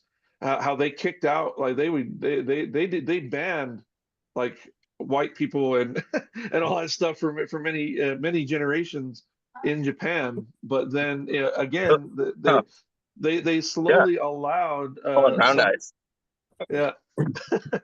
And it's interesting how, if you look at history, how I mean, you could say it's infiltrated or it's infected, or the things, but nevertheless, I mean, you can't deny that it has some kind of impact on human culture, like a Oh, serious. humongous, humongous, probably one of the biggest. Yep. And again, I don't know. It's funny. You might know a little bit more about this than I do, and I always refer to this. But there was a period in life of Jesus's life when, like we know a little bit when he was a kid, and then he went on to explore the world. He met with John the Baptist. Like during this time, he learned some of this of this ideologies out there, and I feel like a lot of it is what he was spreading. Do you know, like, historically, So like what kind of ideas did he get exposed to? What was he? yeah, so I mean, according to what the Bible says, according to especially if you talk to the Christians in Egypt, Mhm. so the Coptic Church has a different tradition when it comes to the life of Jesus than most of the church around the world. Like so, the Coptic Christians they include a couple other books that in the Bible than the rest of the church, and they have a deeper or they have a deeper backstory to Jesus than most of the church has. Like they talk about him doing miracles as a kid and again being exposed to Egyptian culture for many years before he went back to because according to the story of the Bible, when he was a kid, there was a Jewish king that that heard about the prophecy that there was going to be some child that comes out of Bethlehem, and so he kills all the kids at a certain age in Bethlehem, and his parents, Jesus's parents, took him and left the country during that time when that king was in power. And so that when he left Israel, he went to Egypt and grew up for a time in Egypt, and then came back later on. And so we have a couple of brief things in the English Bible or in the popular American Bible or whatever. Just it just shows like a couple of sentences that say, okay, well this happened, and then he was in Egypt, and then it just picks up the story when he goes back. So it doesn't really tell us a whole bunch of what happened then. But yeah, when you read the whole story of what we have, he had issues with the religious structure that Judaism had begun or had grown into in his life, and so Jesus's ministry starts, and him and his cousin John the Baptist, they both have conflict with the religious structure of Judaism that was in the Middle East at the time, and still to this day, Judaism, even though it's called the Judeo-Christian worldview, Jews and Christians still like aren't. I mean, theologically, we don't agree on a lot of things. If they're if they're Orthodox, they don't recognize Jesus as their Messiah. They're still waiting for Right. So I someone to mean, come. Yeah. well, the Although Orthodox there are Church, denominations, and it kind of lands. yeah. So again, and everybody has the truest truth, right? I mean, that's the problem with religion is human avarice or human pride, and human beings want to feel like they are the the standard for what is true and right. And I've seen this, again, I came from being a hardcore atheist before I came into being a person who believes, and it just like it's blown my mind to see how many people that are just human beings just like me think themselves so far superior because they've read a bunch of ancient books that I haven't read. Like, okay, well, again, so what are you doing? Like They the didn't problem learn is, much then. right? They didn't fucking learn much. If Well, if everybody is consistently, it doesn't matter what like ideology you go to, if human beings consistently go to this, I'm better than you and you suck, and That's ego. yeah, the ego destroys things, and Jesus said as much. But again, a lot of what did Gandhi say? Gandhi is like, I like your Christ, but I don't like your Christians. Hey, Like, Ken, I like yeah. that. I like Ken, totally. do you know of any books like that would talk about where Jesus went in Egypt and what he experienced? Because that's actually what I'm interested in. Because if we're taught to be like Jesus, like I'm trying to figure out then where did he go? What did he learn? I'm trying Yeah. to be like Jesus, like What I'm was trying to his get that skill set. inspirations, right? yeah, he was So spread, What are those spreading, books? do the good, turn the other cheek, kind of right. like be kind No, to So there's I your mean, more to the than others. that. yeah, There's so more than that. there is definitely backstory that you can look into, and a lot of So when I teach people, like I deal with people that are at the bottom of rock bottom all the time, and I try and encourage them to live like embrace Jesus. Like, why should I embrace Jesus? Like, who is Jesus? Like, and people want to know all of these details. There's a story in the Bible. This guy who Jesus heals, like he was blind, and Jesus touches him and removes his blindness. Like I mean, and again, as a realist or a pragmatic person, is like, you can't actually touch somebody and heal somebody's blindness, right? Well, maybe you could. Like again, when we limit our the possibilities that are in this universe, it's just our perception that's limiting these things. So if Jesus was at a super high frequency, maybe he could actually heal somebody's blindness. So, okay, if now imagine if you were the blind person, and some person that you hear about, his name is like, let's not use the word name Jesus, let's just use the name Mike, right? And then people are talking about this guy named Mike, and Mike is doing amazing things. Like people are saying, have you heard about that guy Mike? And everybody's like, well, what about the guy Mike?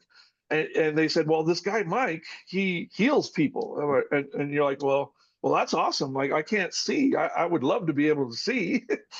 And so there's a story in the Bible about this guy who was blind, and when Jesus comes to where he's at, he asks Jesus to heal him, and he does. And so the religious people, they start interrogating the guy who was blind, and they start, I always picture, like, you ever seen those police interrogations where they get the light, and Yeah. you're sitting at the table? I always picture this is what they do to the blind guy, or the guy who isn't blind anymore. And they put him at the table, and they're like, okay, tell us the backstory. What is this? Who is this guy that healed you? What is his theology? What is his doctrine? Where is his, how does he have authority to do what he did? And this is my favorite. Apologetics is the defense of the faith, right? And my favorite apologetic in the Bible is what this blind guy says to the people that are interrogating him. He looks at the people that are interrogating him, and they're like, tell us. They're like, give us the truth. And the guy looks at them and he says, listen, I don't know whether he was a sinner or not. I don't know what his backstory was. I don't know his theological breakdown. All I know is I used to be blind, but now I can see. And for me, that's where I go. I like, listen, I'm not a, because textual criticism is studying the historical, all the different historical doctrines of the Bible. Like, what did the Bible really say? And people are always arguing about what it actually says here. Listen, man, I don't know whether the Bible was written by men or by God. All I know is I used to be a depressed, homicidal, suicidal, angry individual who had no hope for the future. I hated the world, and then I started reading the Bible and believing what it says, and I can show you the change in my life. Like, I used to be blind, but I now I believe can that. see. That's And that's so, exactly where I was going. I was gonna ask you whether you thought, because I personally I don't get too hung up on the miracles, and when I hear that, I can't help to ask, is that a imagery? Is that an yeah, allegory to yeah, clearing someone's mind? Is he healing the blind, people who don't clearly see that you can be one with God? You know what I mean? Like, not physically necessarily clear the blind, but more like what you just said. I yeah, was blind and I read this and now I can see. Right? yeah. Like, I experienced this, and that I completely agree. That I can And totally see happening. I know this Yeah. much, bro. I experience love now. I Yeah. experience peace. I experience joy. Like, all these things were Of course. foreign to me in my previous life. And so, so when you turn when you want light in the room, you turn the light switch on. Now, if you're not an electrician, you may not understand all the deepest intricacies of how electricity works in a house, but you know when you turn the switch on, the light comes on, right? And so that's why I'm a pretty pragmatic, simple person when it comes to like the things. Like I was like, listen, read this verse, this Bible verse right here, read it, and then choose to believe it or choose not to believe it. But I tell you this, if you read this and you choose to believe this, you're going to have results in your life. The light's going to come on.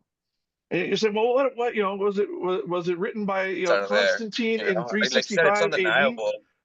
It's Like, I don't it's a know. bit up to interpretation, and I think that's again where one has to be careful. I feel like some Christians go to the extent of they're not everyone, right? But there are some people that you have to announce that only through Jesus, and you must say Jesus because otherwise Yeah. it's not like So, full. And there's some folks who just grew up in a different environment, and around there, like it's just it it it's a so, different it's called culture, right? it's called fundamentalism. And so there's Yeah. Catholic fundamentalism, there's Christian fundamentalism, but so the fundamentalist mindset is a really narrow mindset. And again, the fundamentalist mindset doesn't allow for the reality of the world. So I'm in the church, but I actively Mm. push against Right. religious fundamentalism, and I'm doing my best to influence from the inside, saying religious fundamentalism is not going to help people see the light. Religious fundamentalism actually brings more darkness into the world, and Yeah, it Jesus creates a taught. lot more division. Yeah, and so I mean, again, so it goes on to when you actually read just the words that we have in the normal 66 book Christian Bible. Like again, so like the Catholic Bible has more books. There's more books in the Coptic the Egyptian Bible. Like there's like 87 or something like that. There was one Bible that my son got called the Et Sefer, so it's like a Hebrew word for the book, and it has all the different. It has like some of the things called the apocryphal texts, like the letter or the book of Thomas, and there's all these, like, again, rabbit holes that people can go down. And I see people getting sucked down those theological rabbit holes and getting completely distracted from the reality of why we do the thing. Like, I mean, to me it's a Yeah, that's bunch when of. people lose it. It's Yeah, like the Quran, like from what I've heard, I don't know too much about the Quran, but I mean, a lot of Muslims practice, not drinking, yeah, self-sacrifice, they fast, it's a highly spiritual book and it's completely different from Christianity. But folks who just follow it for the relationship with their own spirit and with God and to help others, it can be the most wonderful thing that happens for to have that kind of relationship for them. And those who yeah, take it to the teeth, to the letter, they want to kill those who don't follow yeah. exactly So what they say. And now we so have some that's issues, right? religious fundamentalism in its most dangerous form Yeah, is Islamic fundamentalism. Like, I mean, because if you read the Quran, there are direct commandments in the Quran to yeah. violently subjugate those who oppose. And so like again, that's what Christopher Hitchens' book "God Is Not Great." A lot of Christians get mad about I that book, love but Christopher Hitchens. so Hitchens's book was basically focused on the dangers of Islamic fundamentalism. That's what, I mean, because Yeah, Islamic fundamentalists, what do they scream? Allah Akbar, right? So that's God is great, and so his book was based sure. on a kind of a refutation of that phrase that they use, and so it wasn't. A lot of Christians was like, oh, Christopher Hitchens is attacking our God.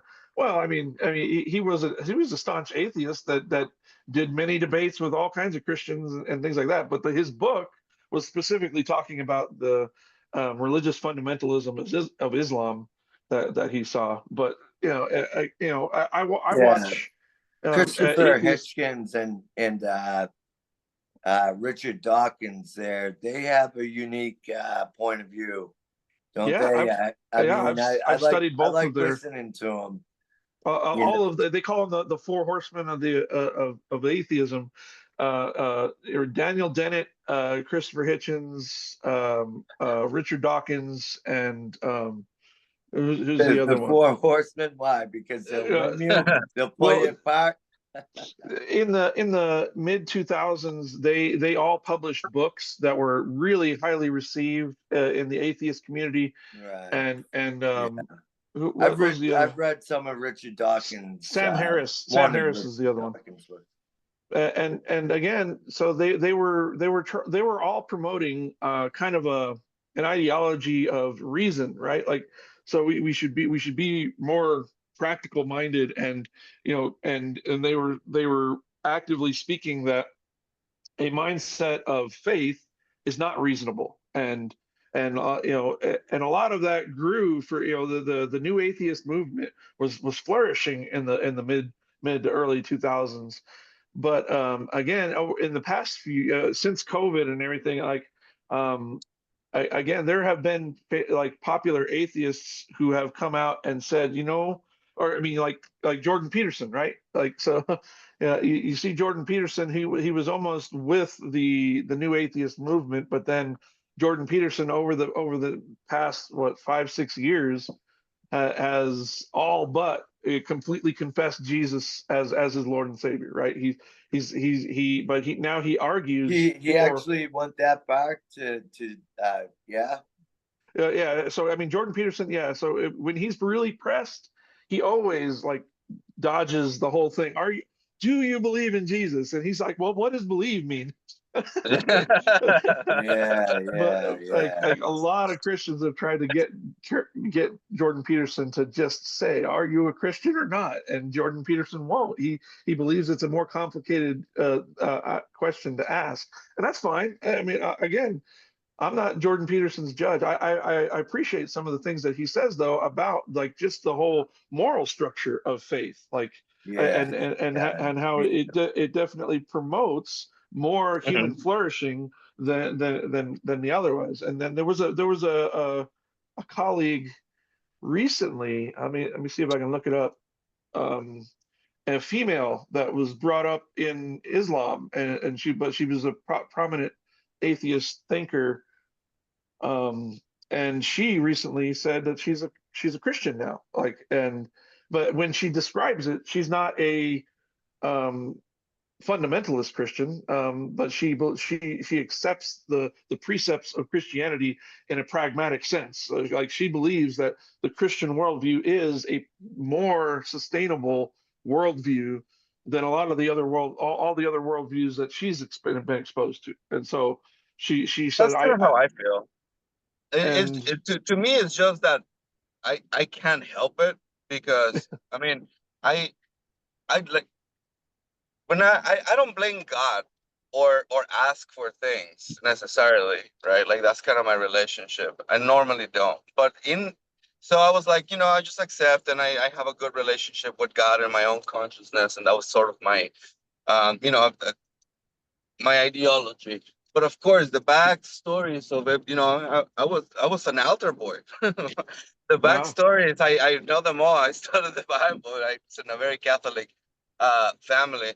So when things happen, and when I want to ask God, I do pray. If I need to go back, that's exactly like, again, we fall back to our habits. We fall back to our what we training, yeah, know. And yeah, I can't help it. That's where I go. And I'm not ashamed of that. I'm actually kind of proud. yeah, I don't know if I call myself necessarily a Christian or not. Again, it's more complicated.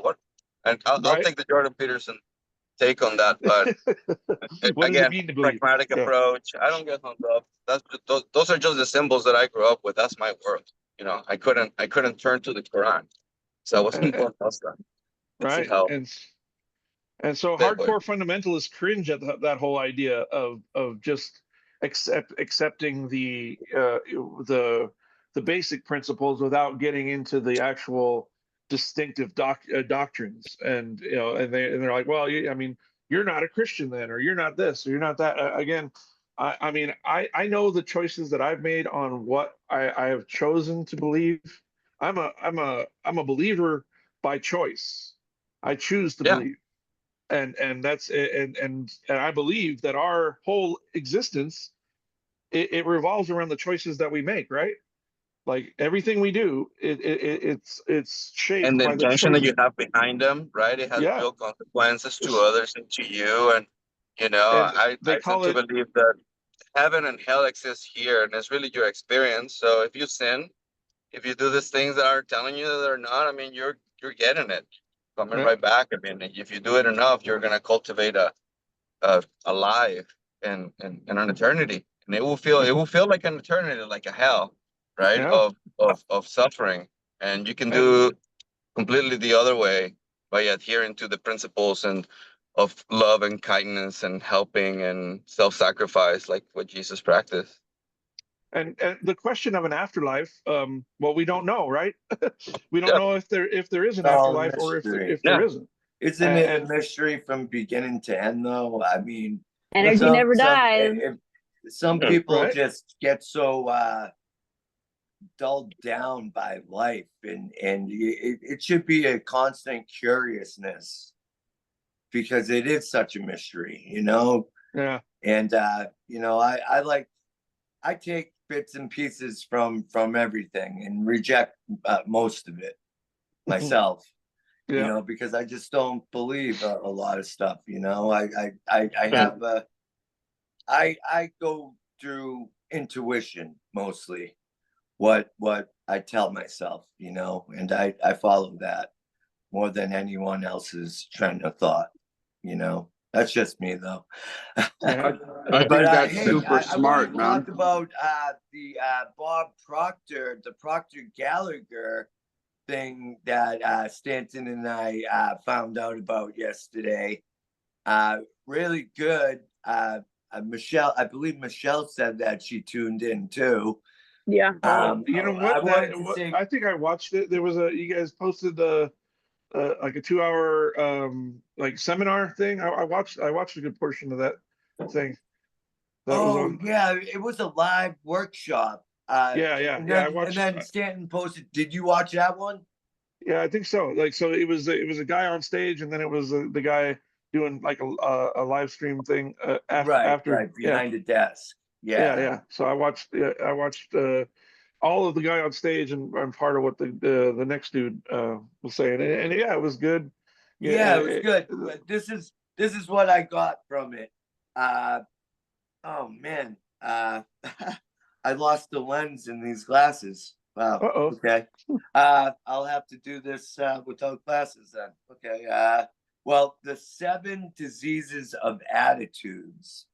Yeah, that was a Um, good one. yeah, I wrote it down. I was like, oh, this is gonna be good. So I grabbed the pencil. The 7 diseases of attitude are indifference, indecision, self-doubt, worry, overcautiousness, pessimist, and complaining. This overcautiousness one gets me because a lot of people will want security and safety over taking any risk Yeah, that hinders growth. Where people who are addicted to growth will take massive risks for yeah, in order to find growth. You know, uh, Yeah. I kind of like that. I kind of got that out of the 177 mental toughness secrets of the world class, but also the 10 principles for a paradigm shift. And today they're going to do the last 5 on the Proctor Gallagher live stream there. And I wrote down the first 5 for a paradigm shift, which we all need because really your paradigm controls your results. You must have purpose and vision. That's number 1. Self-confidence is number 2. Number 3 is enthusiasm. And this got me thinking, these are all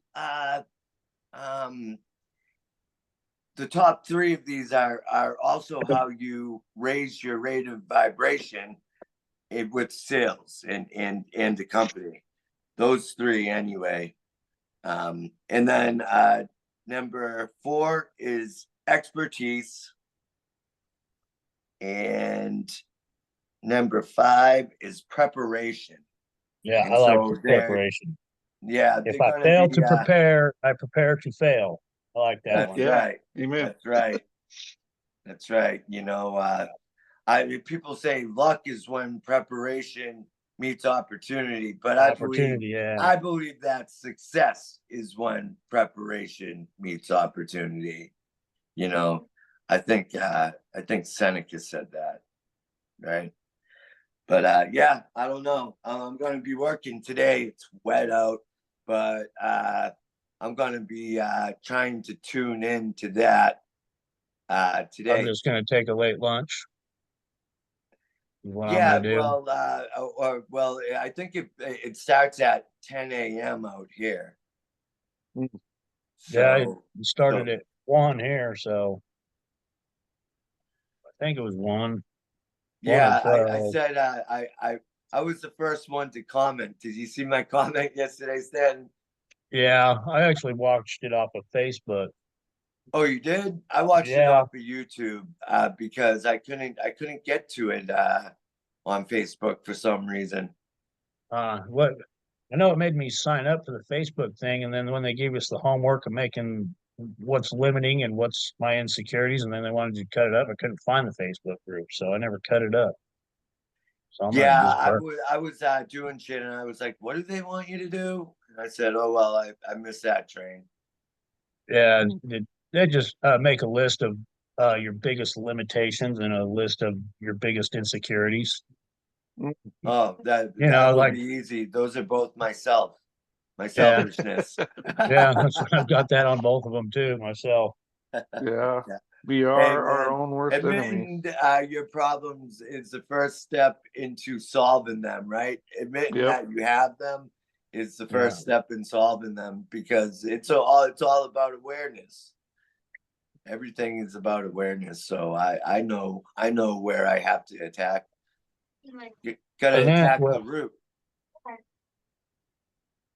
Gotta attack the root. yeah, So, Hey, you know, when I Ken, was, yeah, go ahead. would you put the I think it was you that you named the religion that, or the group of people that Jesus was a part of when he went to Egypt? Would you drop that name in the chat?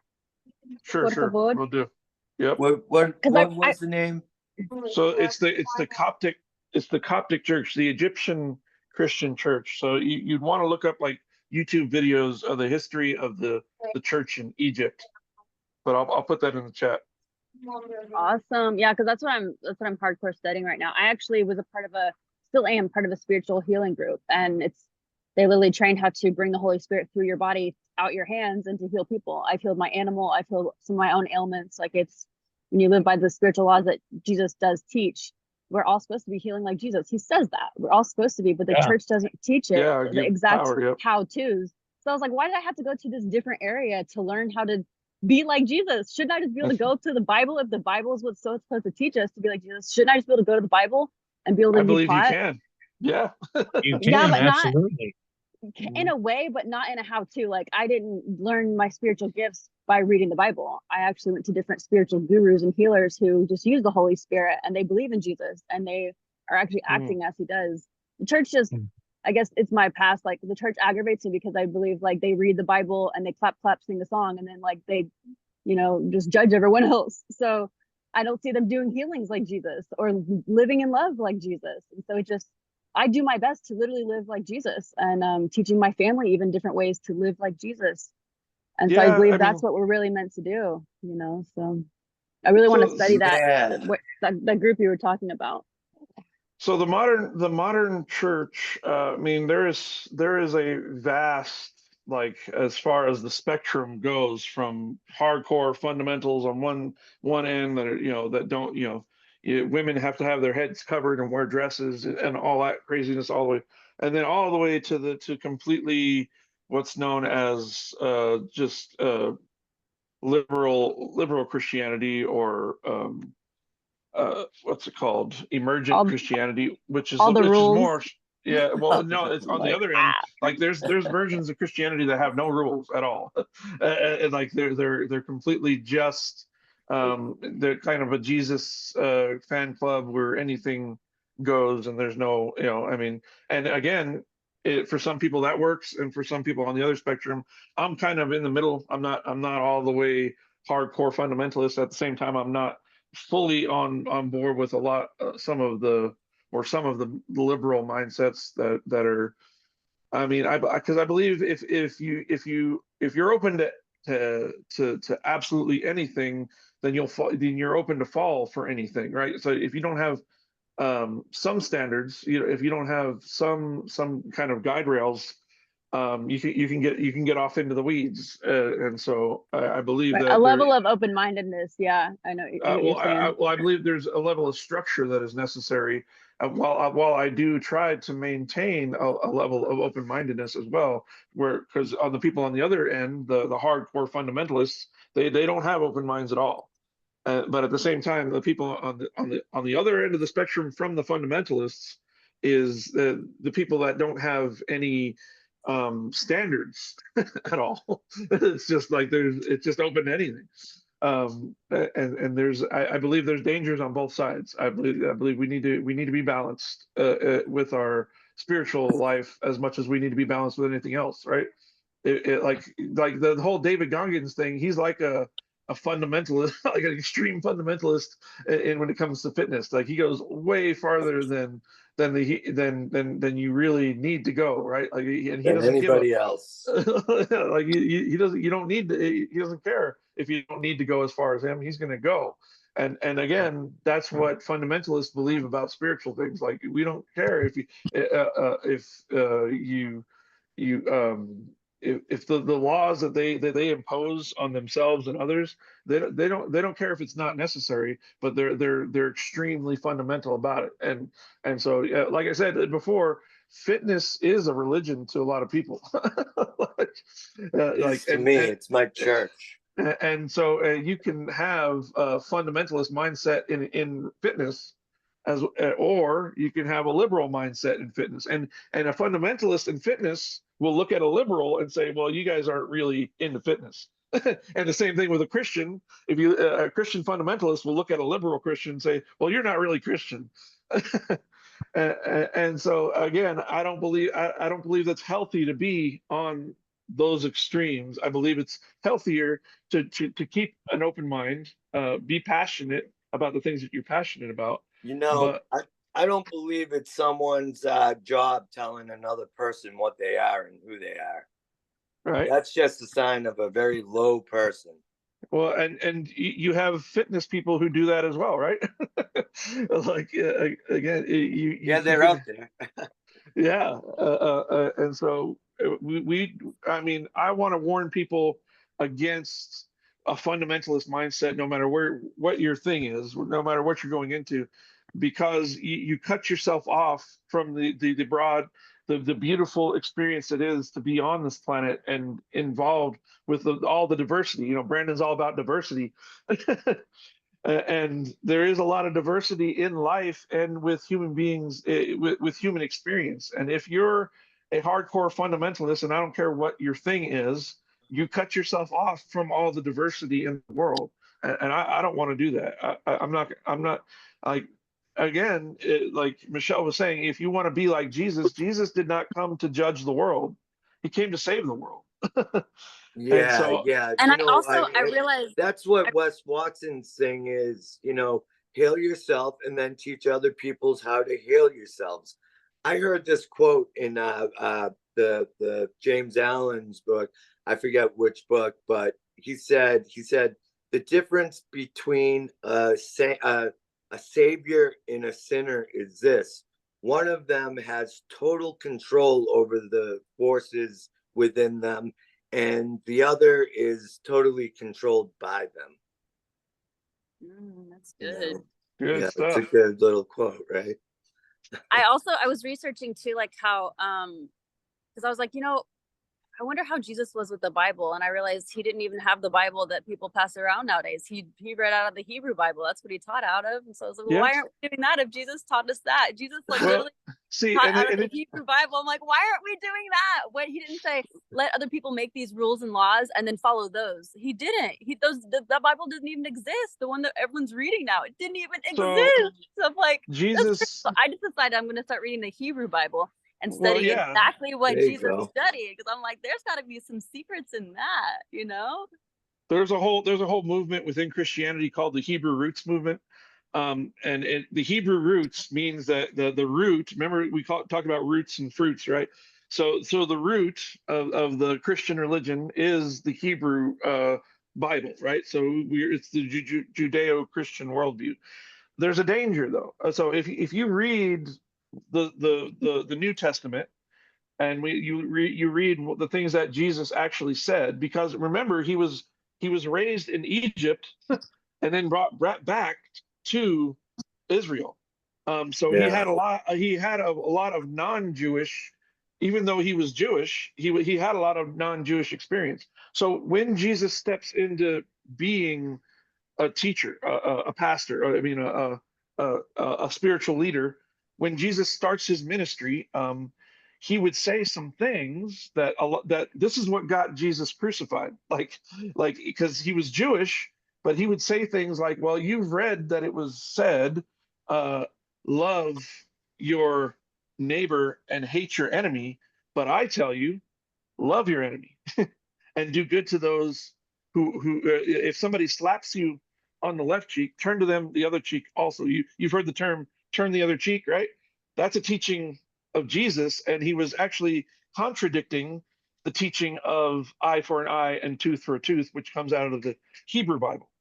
So I mean, I'm not a Hebrew rootsist, because I believe that Jesus is the law of God. Like he came to the Jews first, and then his message spread to the rest of the world, because it's not a Jewish message. I don't have to be Jewish to have a relationship with God. And Right. there's a lot of Christians that say you do. Like you need to not eat pork. You need to eat a kosher diet. You need to go to church on Saturday.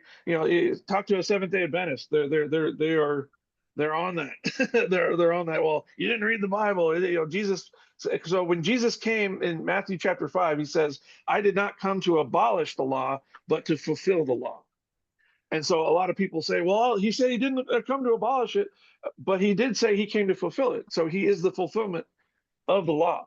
So I really only need Jesus. I don't need the 10 Commandments, because when he was asked about what is the commandment of God anyway, Jesus said there's only really 2 commandments, not 10. You guys have heard of the 10 Commandments, right? Moses with the stone plates, all that stuff. So the 10 Commandments is the Hebrew religion, right? And it's actually 613 commandments that are in the Old Testament. But it's not It's a about, lot of rules. yeah.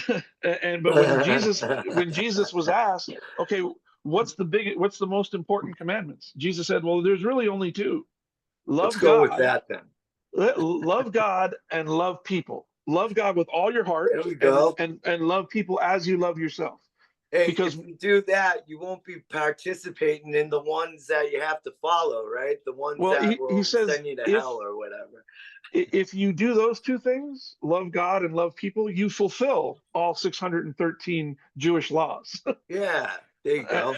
Yeah. And so, You know so what I, I've always been fascinated about, and I don't know the timeline and the history that well of this stuff, but the Dead Sea Scrolls, when they found oh, that was still, what language was that written in?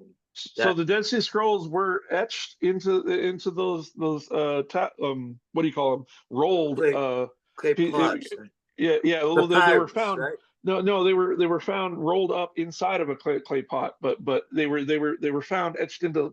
I think they were metal, like they were metal rolls, and they were etched in Hebrew, right? So the crazy In thing about Hebrew. the Dead Sea Scrolls, they were found in such a place at such a time, and they support the historicity of the Hebrew Scripture. So the Hebrew Bible, the one that Jesus was raised on, again, before they found the archaeological find of the Dead Sea Scrolls, a lot of it was theorized to be just a Canaanite Middle Eastern tradition that was kind of taken from Zoroastrianism and Zoroastrianism and other religions. But when they found the Dead Sea Scrolls, it brought the history of the Hebrew religion further back than Further back than supposedly thought. Yeah. some of those Canaanite things. And so that's why it was such a big find. So it supported a lot of the prophets. I mean, they and carbon things. dated it, right? Yeah, So, they carbon they dated it, and they said, well, this archaeological find dates Judaism, or Israel, the religion of Israel goes farther back than what we thought it went, and so it gave more credence to the idea of what the Jewish religion is based on again, and so you're kind of like a compendium, a walking encyclopedia for this shit, huh? Well, I mean, I'm all about it, but again, I've gone down the rabbit holes, but I thank God that I didn't, that he's kept me grounded in okay, what's the facts? Well, the fact it still is, even if the Dead Sea Scrolls was never found, when I was at the bottom of rock bottom, somebody shared this message about Jesus. and I received it.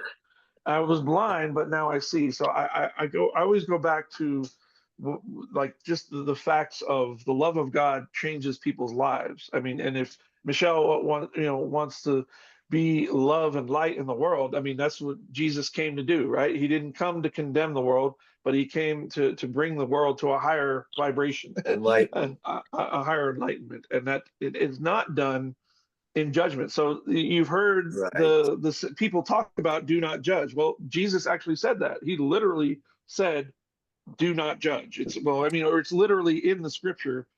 If you have a red letter Bible, the words in red are the words of Jesus, and so Jesus said, "Do not judge." And a lot of Christians will say, "Yeah, he said that, but." No, but I'm going to go ahead and judge anyway. Yeah, but you have to judge. Everything that humans do is judgment. I'm going to go against his word. Good, right? Let's see how that works for you. And again, it's the same stuff that James Allen talks about, and he said something earlier that reminds this quote is like always on the tip of my tongue. William James. He said, "Believe, and your belief will create the fact." Yeah, I mean, so anything is possible to those who believe. Another quote from Jesus, and that's right? what it is. You want to make money, you have to believe you can. Yeah, I mean, that's where the really whole, believe, a burning desire. The Think and Grow Rich thing. Whatever the mind of man can conceive and believe, it can achieve, right? So that is again comes from the foundation of what does belief do, and belief, as I tell people this all the time, it is a choice. Yeah, you choose. Belief creates faith. Yeah, faith and belief, they work together to bring you into whatever you choose to believe in, and you can choose to believe in whatever you want. I choose to believe that Jesus is real. I choose to believe that the Bible is true, and I choose to believe that there is an afterlife. Those choices. I choose to believe, because this is a fact, is that I am very uneducated in all religions. I mean, I've only been studying for 17 years. Like, again, like there's people that spend 50, 60 years getting deep into the weeds of theological. You can spend the rest of your life just studying the Bible, like, and not to mention all the other books that are out there. And like Jesus did. Yeah, like you can study that book forever and never heal somebody. Right? And walk the path. And I don't want to so they're called scholars, right? Scribes and scholars and theologians. These are people who love to get knowledge. Like they'll my son, my oldest son, he's 30 years old, and he's he's into what's known as Kabbalah. You guys ever heard of Kabbalah? Oh, I like the Kabbalah. Yeah. Yeah. Actually, I do know a thing or two about a thing or two, and I really like the Kabbalah. I've read about that quite a bit. Yeah, so it's known as Jewish mysticism, and it takes the Hebrew Bible, which is the Old Testament, and it adds with this other book called the Zohar. And so you have all these books that you can study. And again, my son's all about it. He's all about getting knowledge. He's like I don't accept your religion, Dad. I'm into this thing because the more you gain in knowledge, to him, it's almost knowledge is his religion. So he studies deeper, like Jewish mystical things. He has a YouTube channel called The Garment of Asa, where I mean, most people, if you watch one of his videos, it's going to be like speaking in tongues, because you're not going to understand anything. What was it? What was the title? The garment of Asa. So in the Old Testament, there's Jacob and his brother Esau. Jacob is the one that God loved, and his brother Esau is the one that God didn't love, according to the Bible. Like what it says is, Jacob I loved and Esau I hated. And is what I don't think God's gonna go waste his time hating. Yeah, that's and just so my son's thing. I believe in a loving God. Yeah, indeed. Well, so what does God hate? If God is real and he hates things, there's a list in the book of Proverbs, and the number one thing that God hates is human pride. Is what? Human pride. Pride is the pride. Yeah. Human pride is the deadliest sin, according to the Bible. Like, so why did Satan get cast out? Like, Satan was an angel and got cast, according to what the Bible says, Satan was cast down. Too much pride? Pride, yeah. He said, I will make myself There's a like Mark Twain. There's a Mark Twain book called Letters from the Earth. And wow, Mark Twain had really great insight. And so it was the beginning of the book goes, God cast Satan out. Satan's like going through the universe. What am I going to do for 10,000 years? He's cast out for 10,000 years. God cast him out. And he goes, I'm going to go to Earth. And he's writing to the other archangels from Earth, describing the whole human race. That's awesome. And man, does Mark Twain do a freaking unbelievable job of describing the human race. He's one creative, inventive. You guys ever heard of C.S. Lewis? C.S. Lewis is he was a C.S. Lewis, of course, yeah. The Chronicles of Narnia, but he is also a high level thinker and a theologian. And I read one of his books when my father died. On it was something on grief. He wrote a lot of books. So he had some experiences in war, and he had some experiences in life, and he was another famous atheist who converted. He actually converted all the way to Christianity. So C.S. Lewis's writings, there was one book he read or wrote called Mere Christianity, where he kind of breaks down the whole idea of why a person would choose to believe Christianity above all the other religions. Like, you have all these choices. Why would you choose Christianity? And so C.S. Lewis makes some arguments for doing that. And there's been a lot of thinkers that have kind of followed his thought process. My favorite apologist, or my favorite thinker, current contemporary one, is this guy named John Lennox. He's an Irish, Jolly John Lennox, I call him, because he's like this portly Irish dude. But he's a high level mathematician. Like, he teaches mathematics at Oxford, but he's also a theologian, and he writes books about theology and belief in God. And so if you look up John Lennox, you'll see some of his. He debated Richard Dawkins, actually. Oh, I think I've heard of him, actually. Yeah. He said that he kind of found God through mathematics, right? Well, he says that his study of mathematics continues to support his faith. Now, he grew up in Ireland, and if you know the history of Ireland, they were killing each other, Protestants and Catholics, for generations. Like, there's been so they fight about Jesus in Ireland. But at the same time, he grew up in that, and his parents gave him the blessing of studying whatever he wanted to say. They didn't tell him he had to be Protestant or Catholic, and he grew up, given freedom. And I try and do the same thing to my kids.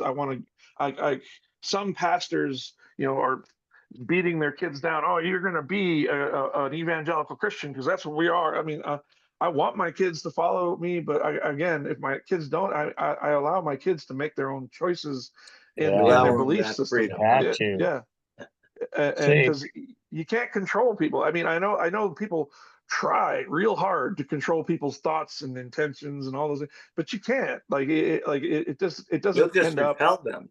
Yeah, I people mean, can so If you believe. want to draw them in, you can't repel them. Trying It's not to gonna control start, other man. people is a gotta great make way it to look lose attractive. yourself. yeah, I mean, and I'm all about people choosing their own path, but I is what always come back to. You can say what you want about Jesus and God, but all I can say is seeing is believing. Now, I haven't physically seen God or Jesus in the flesh, but I've seen him work in my life, and that's concrete evidence enough for me, because I like to say. that stuff wasn't there before I started giving my time and energy to God and Jesus. I like to say believing is seeing. Yeah, well, yeah, that works too. But I So mean, that's where I'm at with it. yeah, When I gave my life over to him and he started working in my life and things started coming into place, I didn't do that before when I was denying him. I yeah, didn't do that before when I was, had no thought about it. yeah. So When I was watching that guys, I gotta workshop, go. yeah. I'll see you guys Uh, in the morning.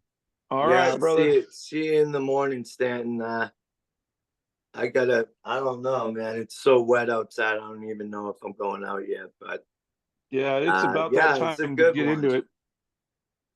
All Good right, one. guys. Well, stay doing the things. I pray that you guys have a blessed day, and that you're You as highly well. effective in what you Absolutely. choose to do. Me and B are So gonna get on early one of these days and work out. Hell that's it. yeah. I'm down. Hell I'm yeah. down. Well, I'm joined here. You want to see what? Hold on.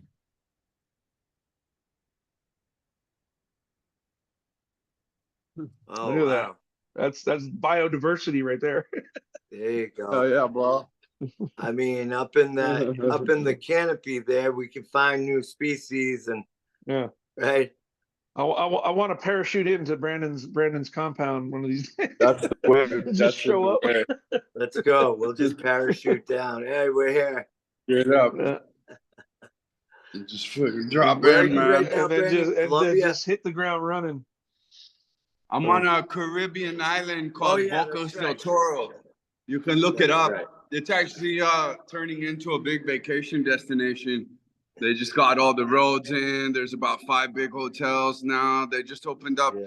It's a one-of-a-kind archipelago, kind of like of islands, kind of much more intense than the Keys or the Philippines, in fact.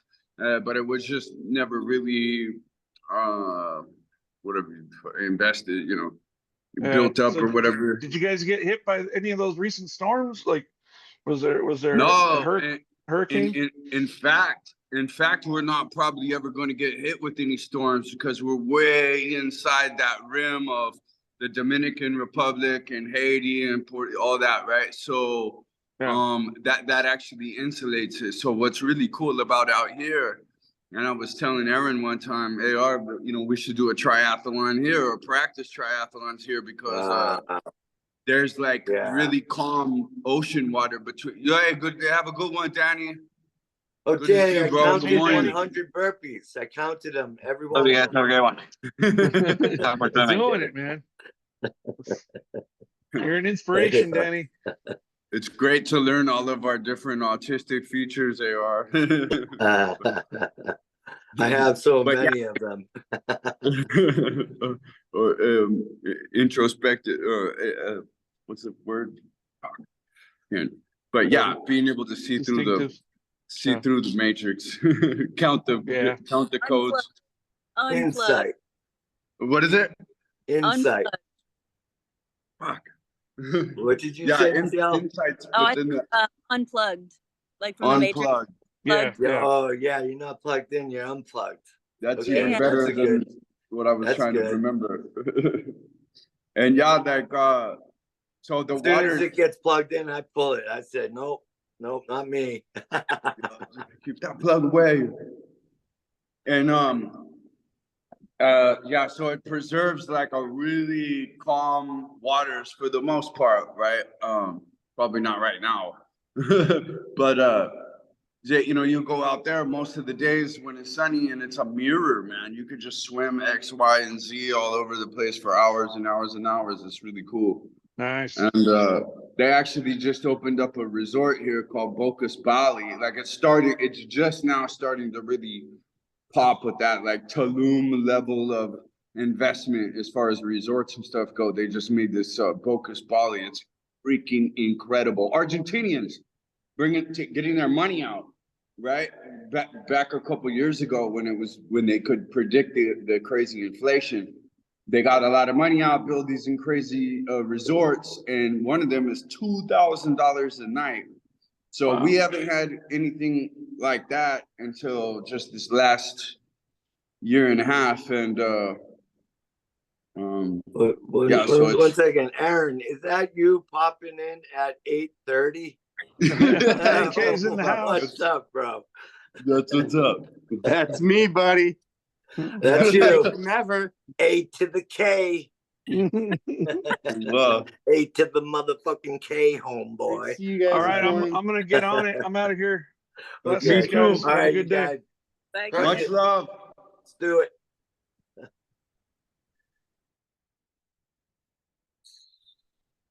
Bye. See you guys. I have a good day. See you tomorrow. Bye.